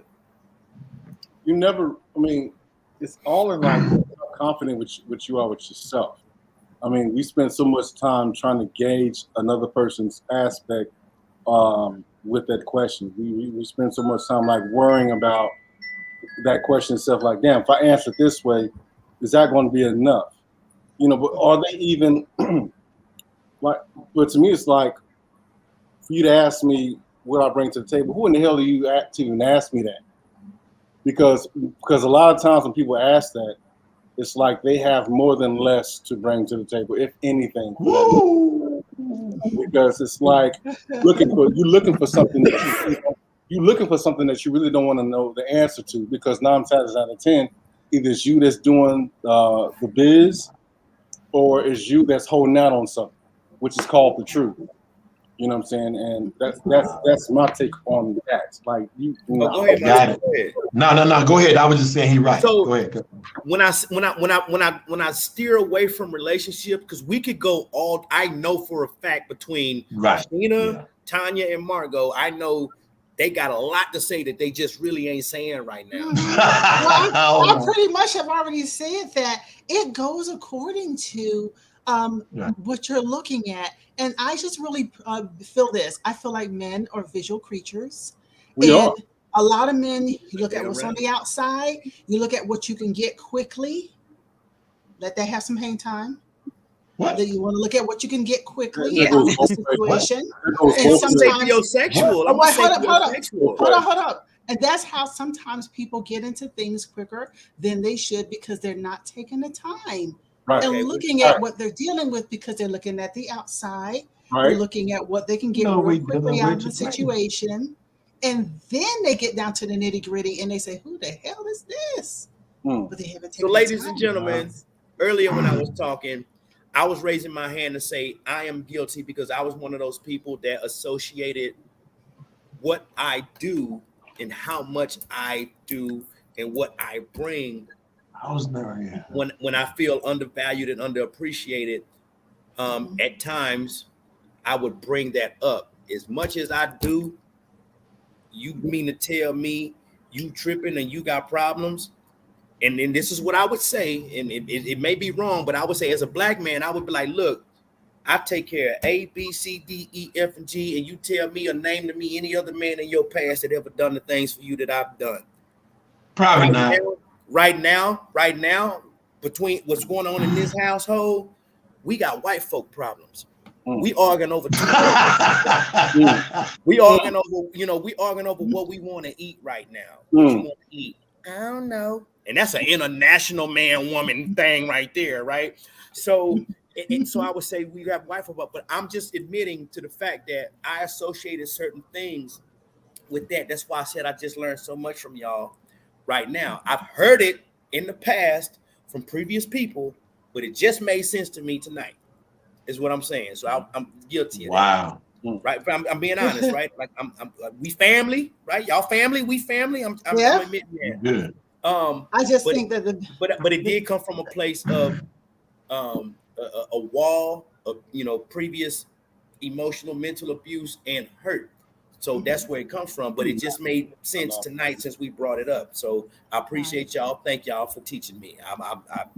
I'm guilty. Likewise. Right? You know what I'm saying? For real. Like right on, man. Well, we always like to give a little of our advice for the public out there. So let's kind of get into that. I'll start it off by saying that I think that if people will stop and just slow the roll for a moment, and look at who they're dealing with, then you'll be able to see more. You'll be able to see the quirks and the pluses if you just slow your roll just a little bit. And then you can kind of see without asking what this person is bringing to the table. And then if it jives in any way with what you're looking for in a person and in a mate, you don't even have to have the conversation and ask them, because if you listen to people long enough, they'll tell you about themselves, who they are, what their intentions are. Their actions will show you well enough. Right. Even within the first 5 minutes of the conversation, you can already look beyond that Maybelline and look beyond those starch jeans. They're gonna tell you the rest. Right. They're gonna give you the truth. They're gonna show you what it is. Right. Always happens. Always happens. When you get over that, I'm not necessarily saying like you shouldn't have your expectations, but if your expectations are shown based off of your questioning, that's only going to repel that real one. It's going to entertain the fake ones. You know what I'm saying? But some not. But some. Let me say some what people chat real quick before you, Montel. Let me say Beastline says I got you for. She said when someone asks what do you have to bring to the table on a scale of 1 to 10, they have nothing because they just want to use you. All right, for. But yeah, that's a point there. Go ahead, Montel. But you know what? But depends on who you're talking with too when you're talking to them, because some people are artificially set, right? So if I'm not that guy, because I work around women, she knows I've been working around women for 30 years. So you're not gonna get me with those looks. It ain't gonna happen. Just because you nutcases to me half the time. So I work around them. So, but here, if I'm not doing that, then I'm nobody. If I want to find out the intellect just talking to you, they don't want to talk to you. For real. Because I'm not the they're not used to a guy that's not used to a guy that's not as a grown they're not used to a guy that's not an octopus. They're not used to that. They're what's your name? They ain't used to that person. And if those degrees didn't exist, when you just say hello, how you doing, and you walk away, you say hello, how you doing, and walk away. He was like, he must don't. What's wrong with? Ain't nothing wrong with me, girl. I just said hi. That's it. Hey, we were just talking about that. We were just talking about that. 99 men will approach a woman who's sitting there thinking who's expecting 99 men to approach her, but the one guy that doesn't, her interest ain't in the 99 men that complimented her. Who was him? 99 men came to holler at me, and why is he not over here hollering at me? Because I should have 100. But that's her focus. Who is the hilarious? What's his focus? Always happens. Okay, so that's a true statement, because 99 men can approach me, and I'll be like, "What's wrong with that?" I know. Okay. Anyway, what I want to say is that we sometimes, while we're so focused on the other person, because all this year for me has been about self-healing. And so we attract, we send out vibrations. Women choose, yes. Everybody. Everyone. I'm speaking of everyone, not just men. Oh, okay, my bad. I thought you were saying, my apologies for that. Thank you, babe. Women and men, we put out the vibration, and depending on where you are in life is what is going to come to you. So sometimes we're questioning, why is this woman talking to me about why I'm walking? But where were you in your life where you attracted that kind of woman? Sometimes we got to stop looking outside of ourselves. And I'm sorry, I didn't mean to point like that, but that was just the easiest example that came to my mind. But sometimes we have to stop looking outside of self, inside, to figure out why are we attracting what we are making, so what we're making light of. We're speaking of our experiences about, well, dang, why she ask me what I bring to the table? But where are you in life that you're not that type of person that I agree wholeheartedly. And that's one of the things that like I said, as of late, I just turned 41 in July. So as of late, I'm realizing that a lot of things that we think and that we project is a reflection of what we think of ourselves. You know what I mean? So I can honestly admit that. My whole thing is, you know what I'm saying? Like, man, like I do a whole lot and I don't ever ask for anything. And I question my supreme deity, you know what I'm saying?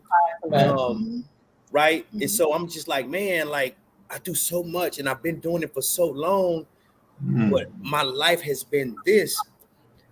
I'm not seeking any reward, but it's like, I know I got a blessing coming somewhere. You know what I mean? Like, you know what you are, but you know what you are? What's up?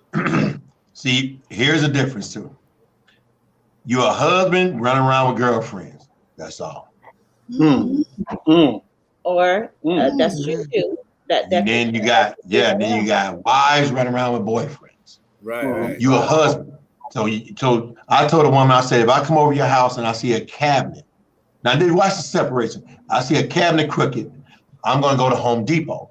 Now, the wife, I'll find out if she's a wife or a girlfriend. I only just do that. My brother's gonna come. Well, what you trying to move in? That's a girlfriend. Now a wife, that's a girlfriend automatically. Watch this. Oh, thank you so much. That's a wife. And appreciation is a wife. The complaining part is a girlfriend. All day. I don't care how you look at it. Some people been married to. Check, please. Can I get the check? No, that's so crazy. That's so crazy. So let me give you an example, Montel. I'm just validating what you're saying. As a single man, I was doing me.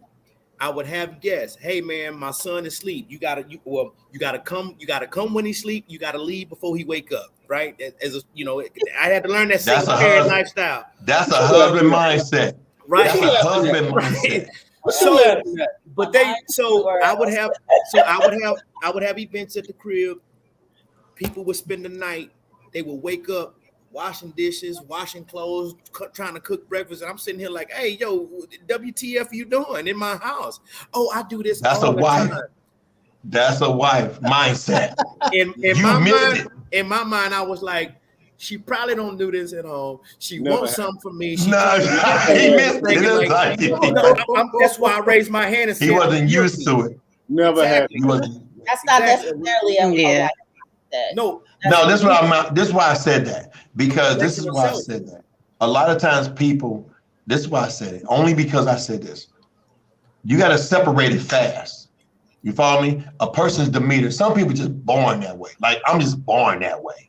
You follow me? My mindset is a husband mindset. I'm gonna see who you are, look out for you. There's no way I can hang out with you and don't hang out with the kids. That's who I am. Boyfriends don't do that. Oh, sorry, sweetie. Boyfriends don't do that. They're not gonna do it. They gonna kick it. They don't care about your little terrible kids. They don't care nothing about it. Little Johnny ain't graduating. That's a boyfriend. A husband gonna be like, yo, he's not a boyfriend. It's like, you know what? A husband's like, you know what? Maybe I can help him. It's a family mindset, which is a husband mindset.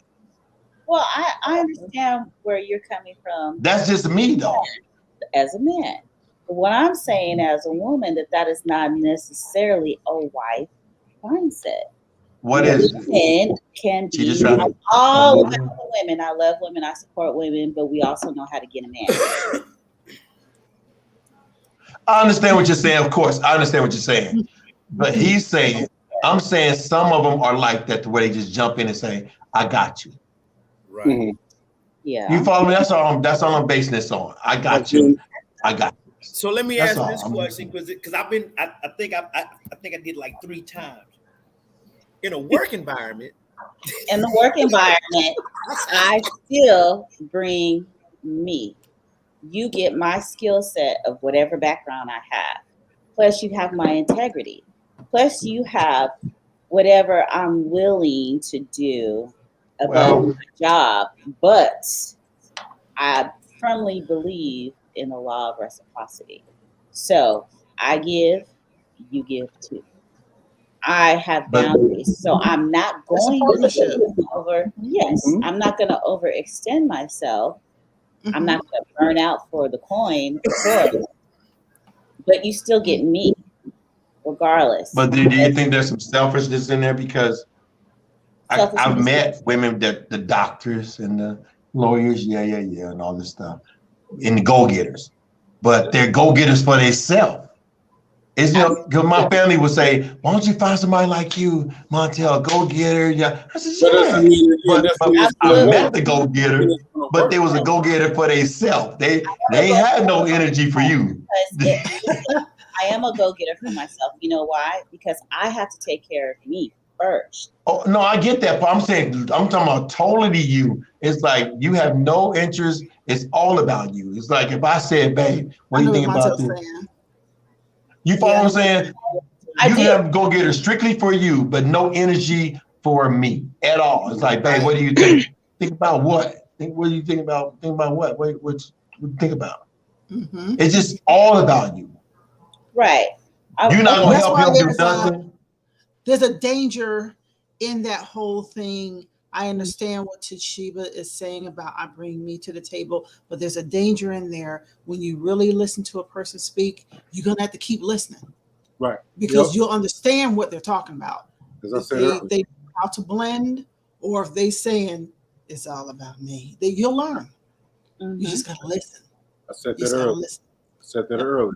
Yep. Yeah, you have no concern for what's happening in my life whatsoever. That's all the energy is over there, and at the same time, I'm going. I got you. Say you having you the main person on the job, and you need to do something. I'm gonna help you put it together. I'm gonna help you develop it and put it together. But then over here, I'm like, well, hey, you don't have time to even hear me out.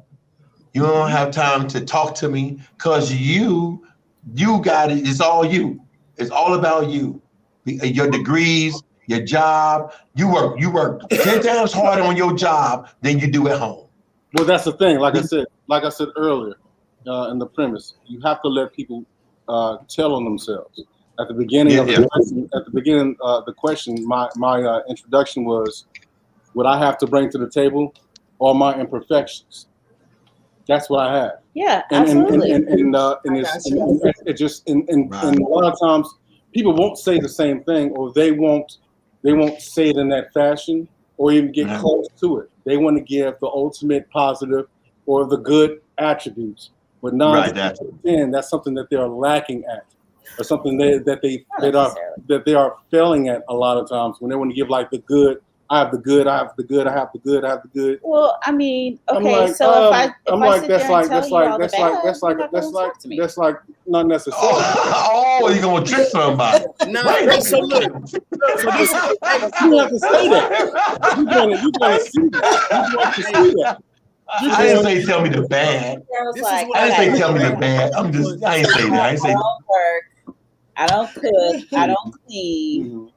And then you looking at me like, well, what do you do? Right. So why would I? Hold on. I'm gonna tell you. You know what? I'm gonna tell you right now. If everybody has a representative. Everybody has a representative. Everybody has a representative. I am a cook. You didn't have anything in the kitchen. There was nothing. I'm a cook and I'm a beast in the kitchen. If a woman tells me that she don't cook, if she tells me I don't cook, and she says she can't, I'm willing to teach. But somebody tell me what they don't do. Yeah, we got a different story. Like I said, that's a different story. Well, if I'm going to introduce you to my representative, I'm not going to tell you that anything that I don't do or can't do won't really be a topic. It'll be all the things that I can do, and then I'm going to focus on you. Right, but see, when you say when you we got somebody, trickery in the business. But she just said it. She said she introduces. So she just said she introduces somebody. Foolery going on over here. Wait a minute. Right. I have a question, and I'm sorry. I'm gonna have. I know we were talking about my work. We were talking about work, but I was trying to answer your question when you said in the work. No, I got a question. I got to dig this up real quick because I can't get out of this type of discussion without asking this particular question. When you talk about people bringing what they bring to the table, why is it that I see people do this and men do it a whole lot? Michael brought up a point just now. Ooh, she took off them glasses, boy. You know it's yeah. I'm about to break it down. I gotta hear it. You know she can't cook. You know she can't clean. Can't and won't. She doesn't do anything but look pretty. Why are you considering that to be your mate? And wondering what she brings to the table when you already see. Why do people put themselves through that? And then y'all do it. I don't know because I don't do it. I'm sorry. I'm going to say this. Hold on. Because the thing is, I understand it's a sex thing, but if you're looking for a woman anatomically, you got a lot of people with that same genitals, you know what I'm saying? So when she said sex, I think she meant like male or female. No. So here's it goes like this here. I want to know the answer to that one. So the answer to that is you have to ask those individuals. Thank you, bingo. Can't ask me. I don't have no answer. I want to know here. Look, I want to know, Michael. You tell me the reason because y'all can try. Y'all can try. We can try. Right. So what you want to know? What's the answer? I want to know why people go through that. Knowing that this person is not bringing anything. So remember what I said earlier about the man who has no car, the man who has no job, but the man who had enough money in his pocket to buy a young lady a drink because he thought that the time and attention that she put into herself by being beautiful for that night that he felt was very well appreciated. So he just says, look, you don't owe me any conversation. You don't owe me any feedback or anything. I just wanted to let you know that everything that you prepped to do tonight to get dressed for tonight was not in vain. You're a very beautiful woman. Here's a drink. Enjoy. Wow, that's powerful. Right? Woo! But he must be up to something and this, that, and the other. And like I said, this is not about a battle of the sexes, but that man who has zero goes and approaches somebody has value. That woman may bring... That woman may bring him to his full potential, or as a man, you know what I'm saying, that's probably in a reverse situation, you know what I'm saying, that man may be like he said, he has knowledge. He may take that woman who's spending her money unwisely and say, why are you paying $1 million for a queen, damn it, when we can get a king for $1.50?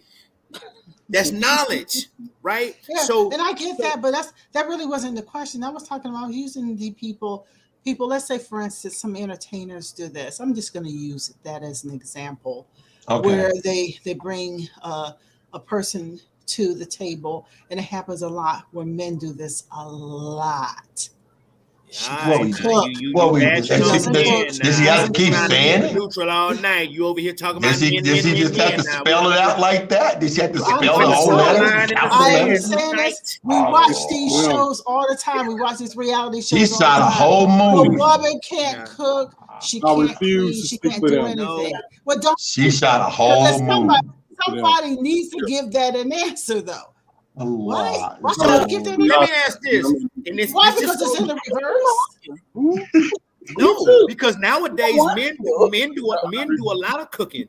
Men do a lot of the things. Yeah, that's right. Men do a lot of the things that a woman would typically do as a single. Yeah, what he said. What I'm saying, because they're pretending like they don't get what the word is. It's this thing. Why is she all on the mic? What's she doing? I heard you trying to pretend. Jill Scott, chill. Jill Scott, chill. What's all this? What's she got all this? I heard they pretending like they're not understanding the words. I don't know. I just look at it like this here. As me spending 14 and a half years as a single parent, I got to experience both.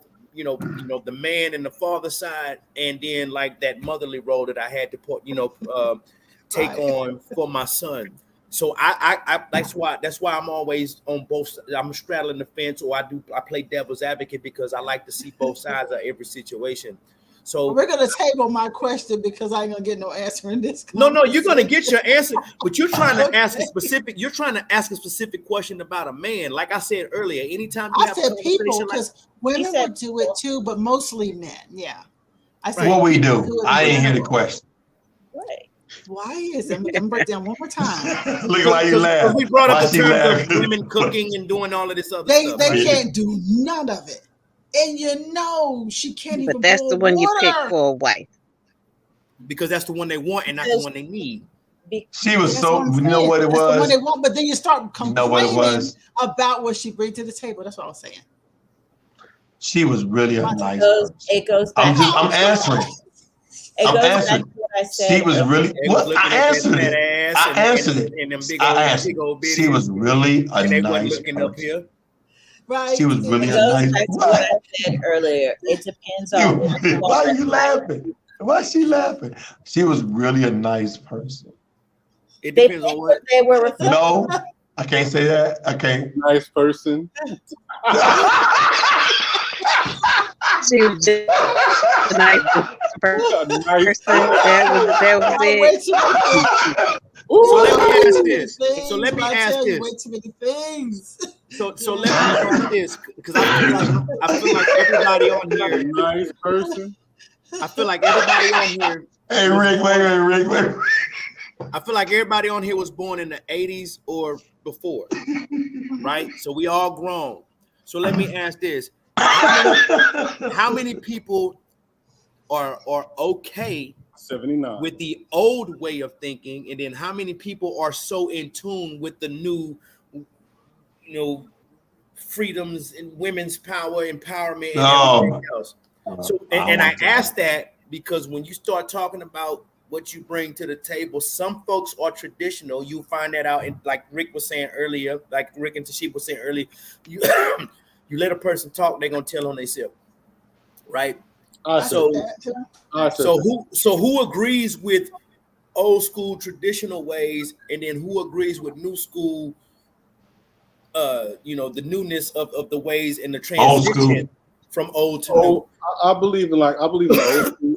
Now, not necessarily like every single thing. Just like whatever, like my parents taught me. I don't believe like everything and how they did it right. But in terms of the construct and how it was, like, no, you go through some you're gonna go through some period. Deal with that shit. How you think plants and vegetables and flowers grow? From literally. So why not put up with the mud? Why not put up with the work, as opposed to somebody want to hand you a pitcher of water after your garden is already flourished? It took you to grow this, to build this, to design this. Go through it, deal with it. Even if it's just YouTube, because 9 times out of 10, well, a lot of times, because we mentioned family and friends, this and that, third, and like how family would do it to you the worst.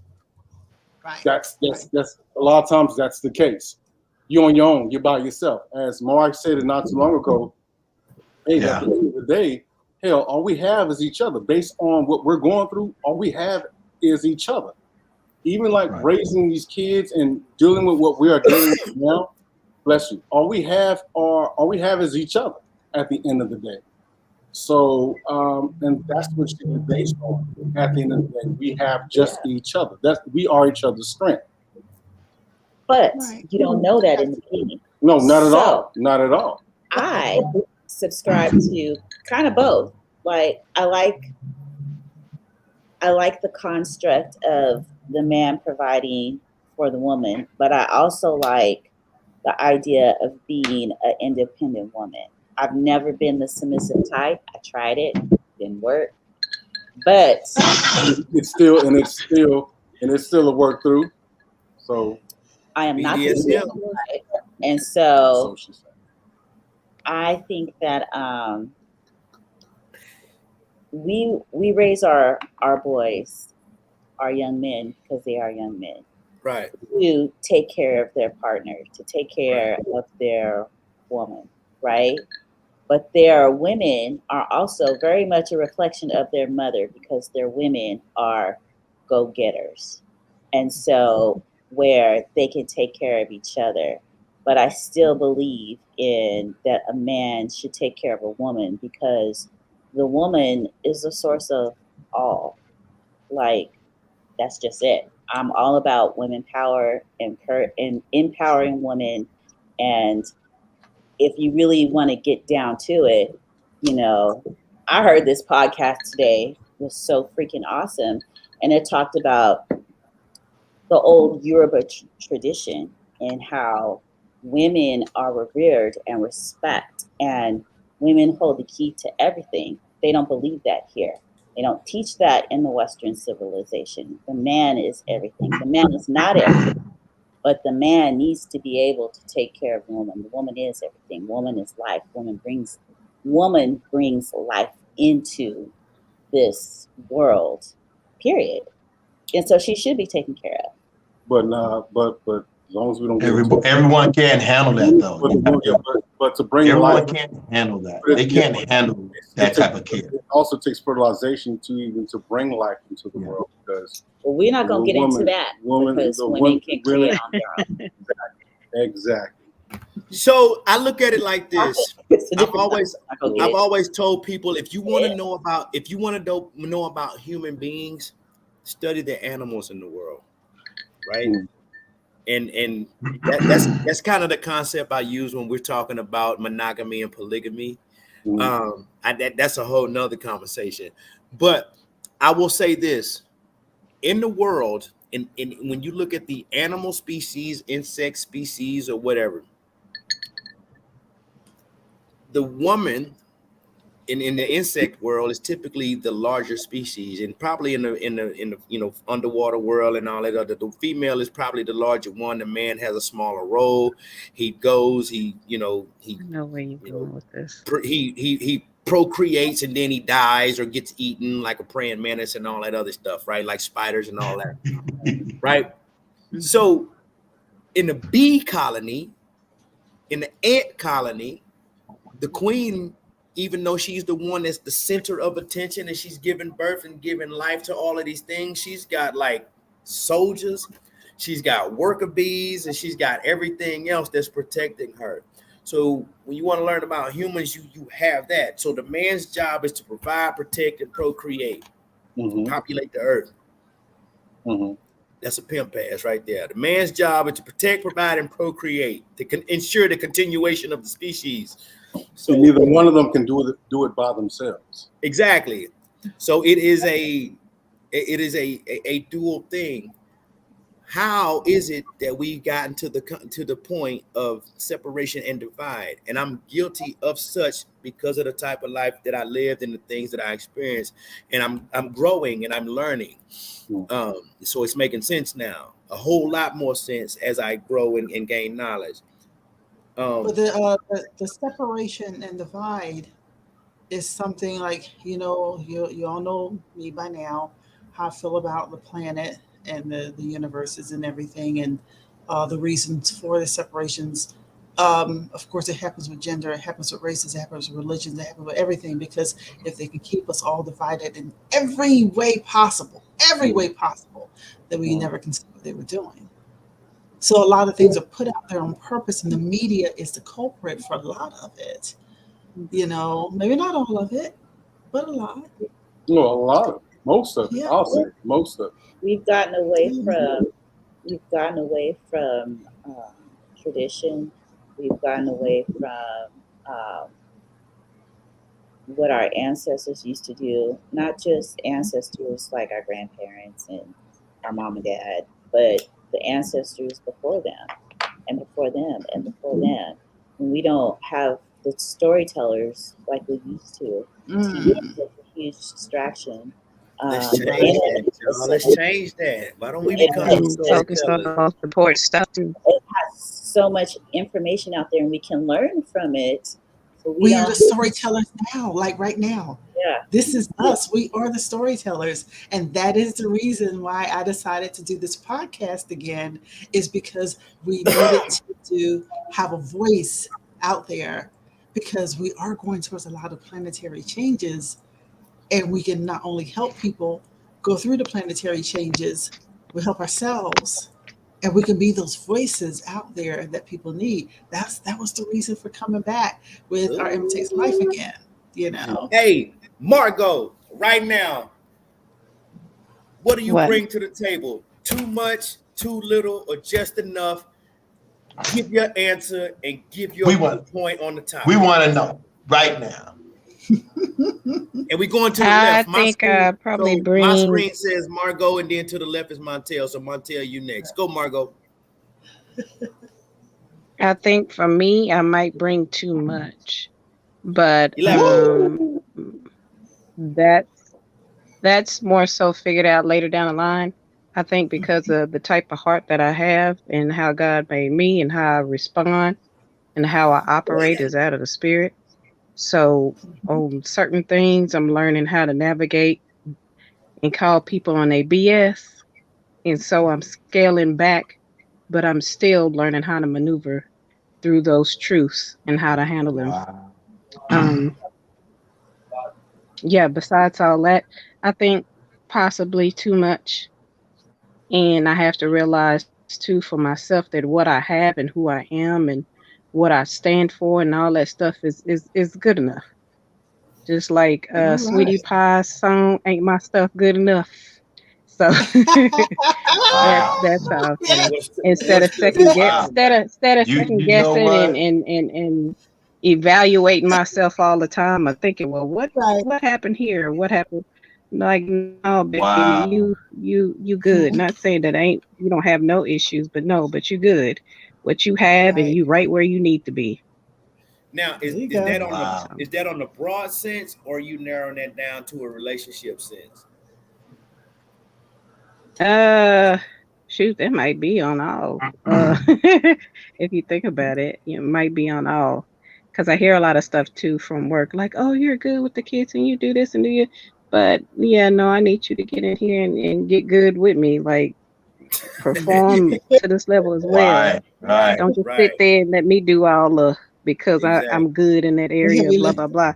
Oh, you come learn this too. She actually, dang man, she actually wrapped it up.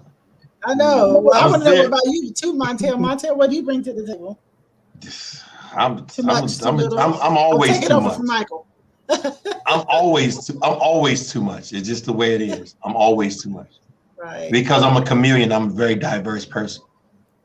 I'm going to adjust with what was taught to me and what was brought to the table to me. I'm really flexible.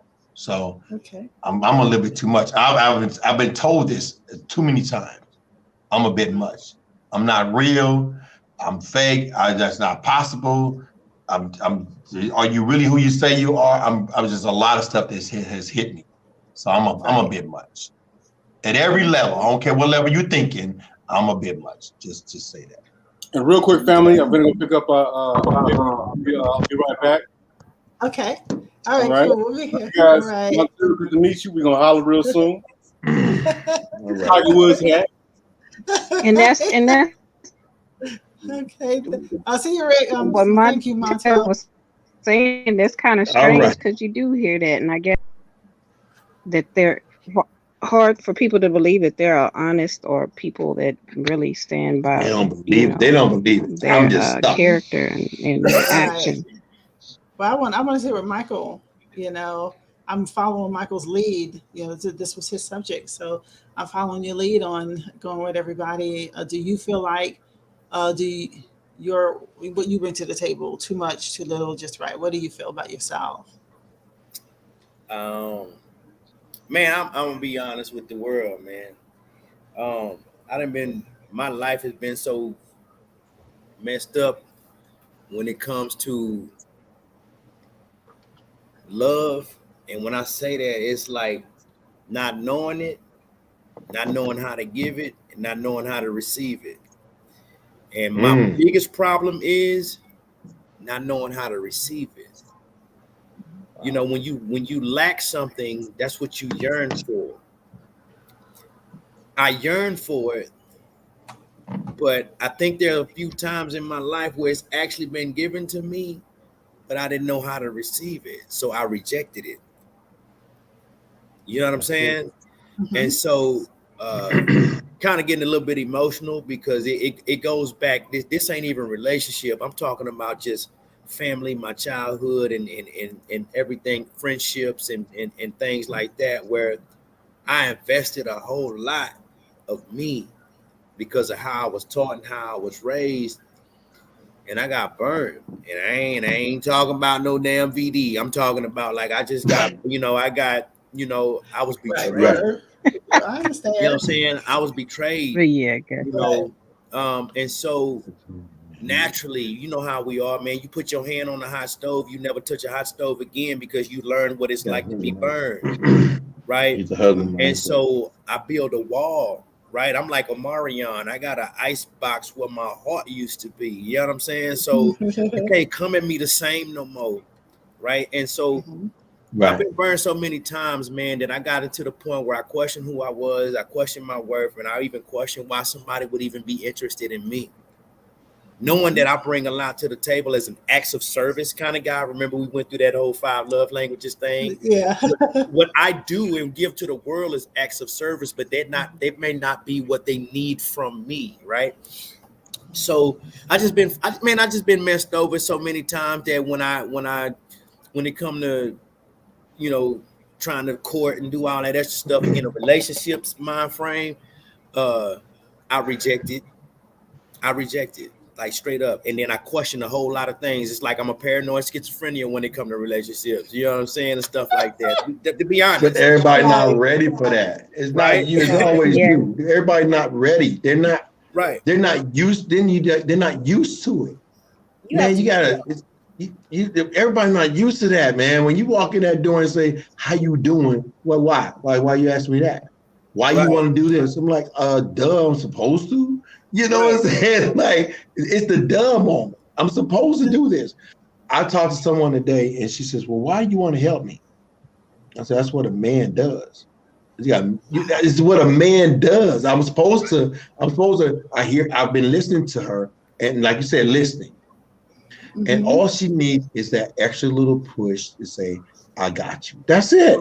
Right. No more, no less. I don't want nothing from you. It's just I think it's to receive it. Yeah, people can't receive that. They don't know what to do with that. I think Lil Wayne had a song, and we a lot of people laugh at the new song, but Lil Wayne had a song called "How to Love." You hear about it, but do you know how to love, right? And how to love is both giving and receiving. And I know where I lacked. I lacked on receiving the love that's being given because I'm rejecting it because I don't know nothing. I don't know nothing else. Go ahead. Go ahead, Chief. I'm sorry. It's okay. So a lot of times when, like, I listen, and I've always been one of those people who like to give. Even my husband, he likes to give. Give everybody, do for everybody. And give so much. Sometimes we have to sit back and think about, why do I feel the need to do it? Is it a cry for love? Is it a cry to make everybody happy? Because at the end of the day, if I have to question, because if a person doesn't receive it or they're not grateful for what I did, if I have to question, well, why am I doing it? Are you doing it because this is who your true authentic self is or are? Or is it a cry for love? I know we have a tendency to want to give and help people. No, I ain't crying for love. Did that person ask for your help? Exactly. So sometimes we offer something that's not even being asked for. So then that's when you have, and so that's when you have to be like, okay, maybe you crossed a boundary that person wasn't prepared for you to cross. Exactly. Because I've been on both sides. Me and Rick have been together, yes, for 18 years. However, I was a single. Thank you. I was a single parent for a long time before I met Rick, and so I've played the games with men. I've been manipulative. I've been all of that. I've been the pretty privilege. I've been that. I've been the person where like, okay, well, what is your ulterior motive? Because right now I might not have time for you. Like you offered to do something for me, and I didn't ask you to, and so I might just not have time for it. Like, why you want to help me and you don't know me? It's not that I don't know how to receive it, but because I am a single woman, or because I might be in a position where I am trying to do something. If I didn't really ask for your help, it doesn't mean that I don't want it. But then I have to stop and think about, okay, well, why? Why are you asking me? I mean, I have an answer. I didn't ask. I have an answer. So sometimes my partner Tom told me that. Yeah, sometimes we cross boundaries and we're not aware of it. And so, you can't always put it off on the other person. They don't know how, but maybe you just crossed the boundary. She's right. Because some of y'all know right, Tom. She is right. Some of y'all know Tom when Tom was on the show. He used to tell me all the time. He said, because he was my mentor, so I would always go to him. He said, Mike, stop expecting people to be you. There you go. I tell my daughter that all the time. Right. And like nobody had ever told me that. Nobody had ever told me that. Tom, that's why I say Tom, he has no filter. He tell you what it is. He like, you expecting people to be you. Like you do so much for everybody else, and you it's kind of like he's saying you're placing an expectation on people who didn't ask for it. That goes exactly with what you're saying, Tashiba. Like I'm placing something on somebody else, like them NBA stars or them famous people who get placed into a role of being a role model. And they didn't ask. They didn't ask. They're just playing love.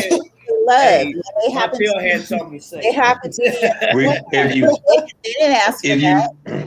If you respect where a person is in life, you get along with them better. That's the way I look at it. Yeah, I got you. Right.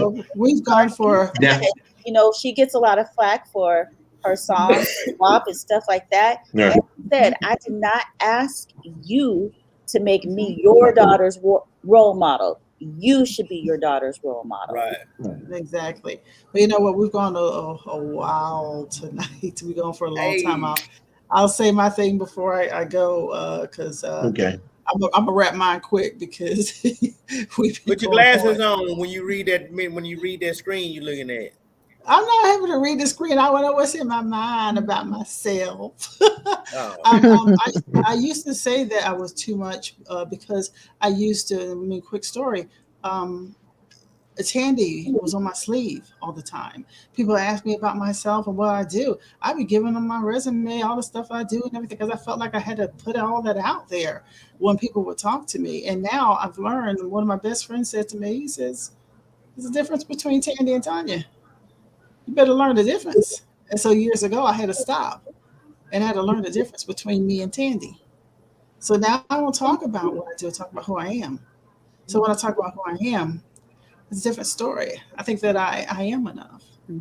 you know, and if it's the right person, then I am just right for that right person. So who the hell are you? You tell you. Yeah, who the hell we talking to? Well.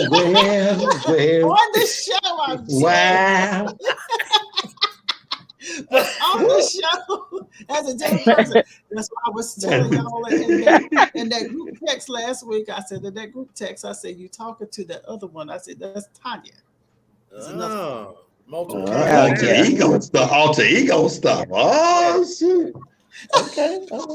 But yeah, you don't want to catch Tanya. Not tonight. That's right. You don't want to do that. You don't want to. I've enjoyed myself. Wow. Well, you know what? I'm gonna go to go for a commercial real quick, and we're gonna come back and we're gonna real quickly talk about what you're doing this coming week. So just real quick, here we go with Tandy Land. Be back to wrap the whole show in just a moment.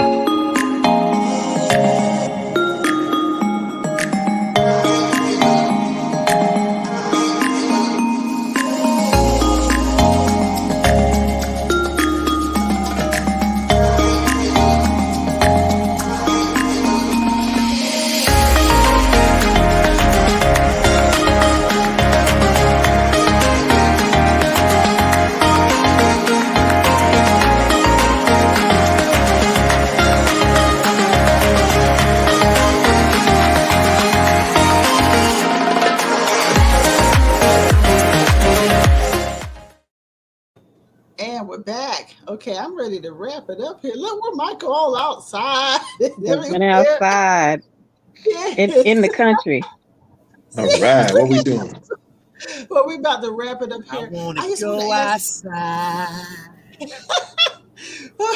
Well, first of all, I'm starting beside me, and that's Tashiba. Tashiba, what you got coming up this week? We're going for a quick wrap so we can get up out of here. Tashiba, what you got coming up? My best friend is moving to Texas. Well, she's moving to Dallas. She was in Houston. My best friend, my sister. I'm excited that, you know, our birthdays, she's a year and a year and 2 days older than me. So I'm excited because I haven't been able to say my best friend is going to be here in a long time. And so, you know, it's always just me, Rick, and the boys. And, you know, over the past year or so, my spiritual community I've been hanging with, but I'm just really excited to have a childhood best friend to be here. Tomorrow I'm going to a yoga, self-help, self-love class. My sister just thinks we're going to yoga, but she don't know. I'm gonna throw her in the water with the sharks. And then we got Lifehouse Community on Sunday. I think we're streaming. So if you guys are on Facebook, you may be able to catch us. I'll send some information out to you guys. And then I think that's it. I know one of the week, couple of weeks from now, we got something coming up over the weekend that I'm really excited about. I'll share with you guys later on. And Rick is loving his space right now because my brother's not here, so he's even doing a little bit of painting and. Oh, good, he's painting again. Yeah. Good. Yeah. That's what we love. That's what we love. All right, Michael, turn them loose. What you got? What's coming up? Man. I'm actually having my retirement ceremony next week. So next Friday I will not be available. Oh, what's up? Right. That's what's up. Yeah, so I'll be having my retirement. I'll be having my thank you. I'll be having my retirement ceremony, and you know, I got some peeps coming up, like family members from Texas coming up. Cool. I've been here 5 years, and I ain't seen my family on the East Coast yet. So that'll be nice to have them here for the event. And then I'll just be waiting, you know, I'll just be kind of waiting it out, trying to, you know, see if that final date gonna get here. You know, Lord, let me live. You know, if the what they say, if the good Lord willing and the creek don't ride, you know what I mean? Are you crazy? So, but nah, man, like I said, I'm just trying to get to the finish line, and so if I can get there peacefully and without any issues. When you get there peacefully, yeah, I'll definitely be transitioning to back into Mr. Russell, Mr. Mike. You know, no more Air Force. You know, I came in right when I was 18 for 22 years, 11 months and 6 days, but who's counting? You know, wow, he just broke that down, didn't he? Jesus. You know what I'm saying? My commitment to service will be finalized, and I'll be a regular old normal Joe Blow. You know what I'm saying? So never regular. You know, so that's what I got going, man. So it's just a lot of getting, if you're not in it, you don't really know it, but it is very, very, very stressful, you know, trying to get to that finish line. But then also reflecting back on, I don't know nothing else. So that whole adjustment phase, and we talked about it before, that whole adjustment phase of going from a military person that had the government at his back to going back to just being regular normal. I got to do a resume. I got to do a job interview. I only did one. I came into the military and I was there for 20-something years, right?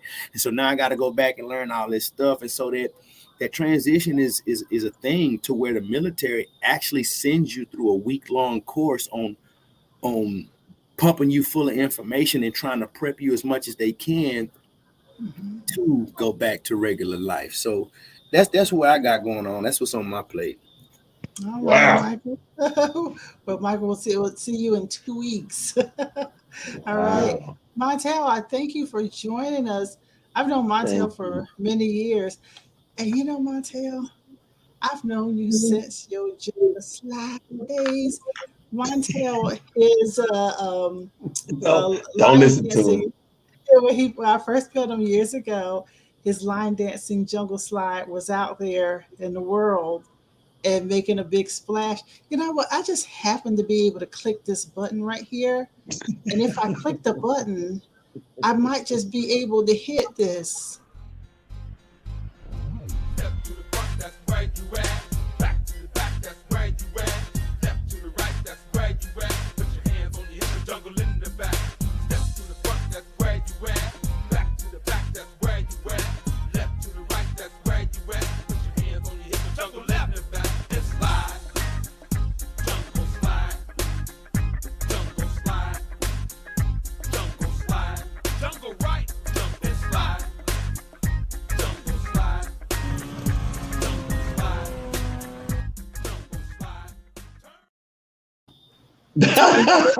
Hey, watch this.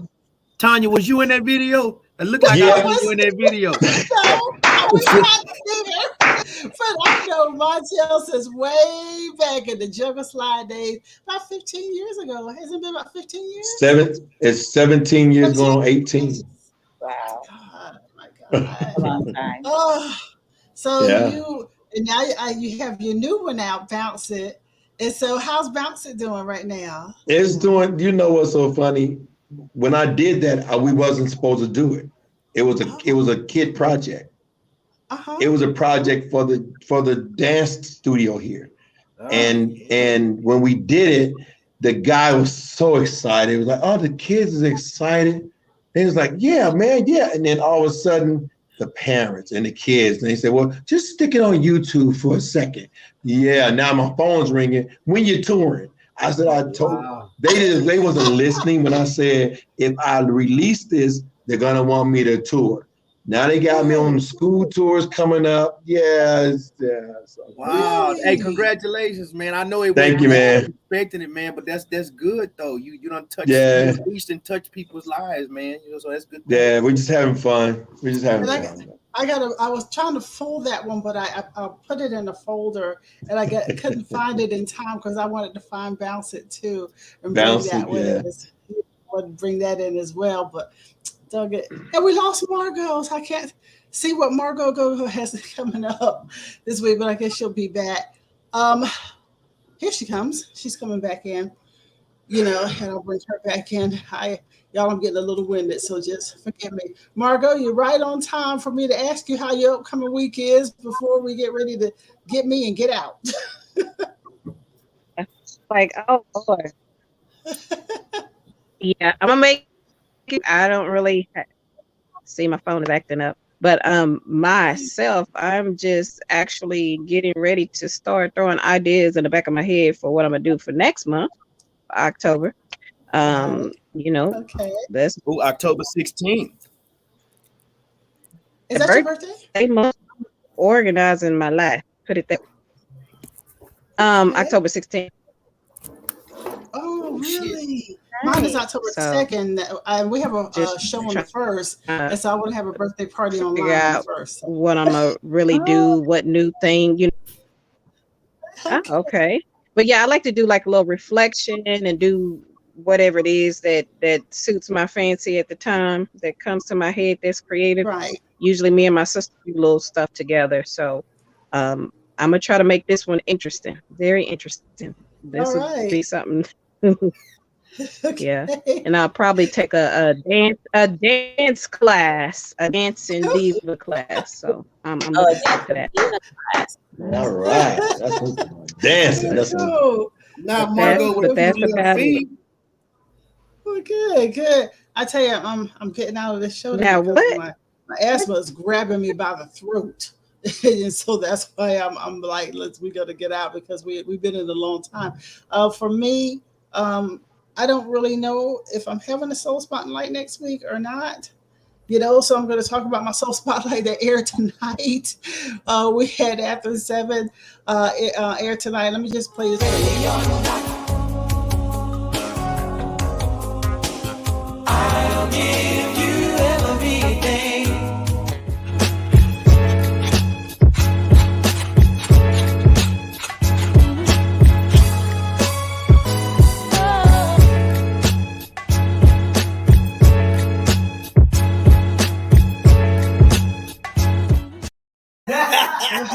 So After 7 aired tonight. Why are you laughing so hard?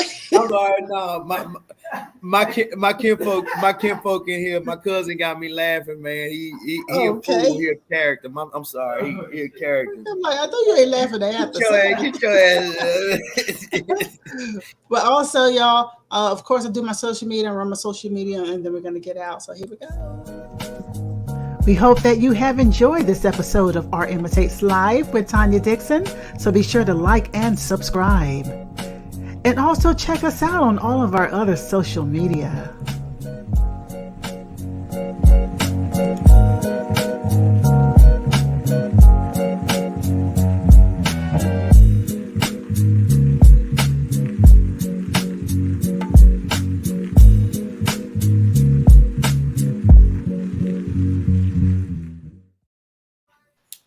And we're back, and we're ready to get out of this show. We had a long one tonight, y'all. I tell you, I've enjoyed it, beating everybody. This is amazing. She's been telling me, but you guys didn't know, I've been watching y'all for a minute. So you know, I've been watching y'all for a little minute. I've been a lurker for a minute. You know, Montel was on my first show. Montel did my first show with me, and Montel didn't tell you about him. He does everything from music producing to video to promotions to marketing, all kinds of stuff. And Montel worked with me on marketing promotions last year. And then I said, I'm going to do the show. And so he came on and did my first show with me on the launch pad. It was him, Vivian Green, and Alex Jones. And that was the launch pad for bringing Art Imitates Life back to life and bringing it into being a podcast. And so thank you, Montel. And thank you for lurking and coming on. And of course, I want you to come back. Yeah, I've been watching y'all. Y'all been watching y'all. But I had a great time. I think we're gonna call Montel Jodeci because I've been watching you.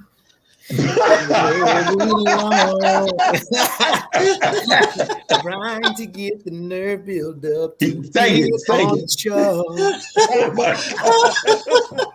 at her face. Look at that. The women just looking at him like, why he Michael's singing, like, he just play with it all the time, pretend like he doesn't sing. So Montel, I'll tell you that right now. They both was looking at you the same way too. I'm just saying, like why is he doing this? No, I'm sorry. Hey, look, I'm gonna tell you like this, man. Who is it? Eric, what's his name? Eric B. The guy that did the music song with Marvin Gaye background. Eric Benet? No, it wasn't Eric Benet. It's Eric somebody with the pretty eyes. He got the pretty eyes, the blue eyes, the rapper, the old school rapper. Anyway, he did a song called Just Like Music. Just like music. Eric B. and Rakim? You talking about Eric B. and Rakim? Yeah, like that cat. Anyway, for music, there's a song for everything that you're going through. Yeah. Somebody got a song for it. There's a song for it. So that's why you always hear me singing, because I go through so much and it always reminds me of a song. So that's why I'm always doing music references. Yes, and I hope I ain't violating any kind of laws or anything. But I wanted to see if I can find someone called Asthma is Kicking My Ass Tonight. All right, young lady. Asthma is Kicking My Ass Tonight. We're gonna find a song that does that. I'm probably doing it wrong or something, but what? Hey, Michael, he's trying to do a salute.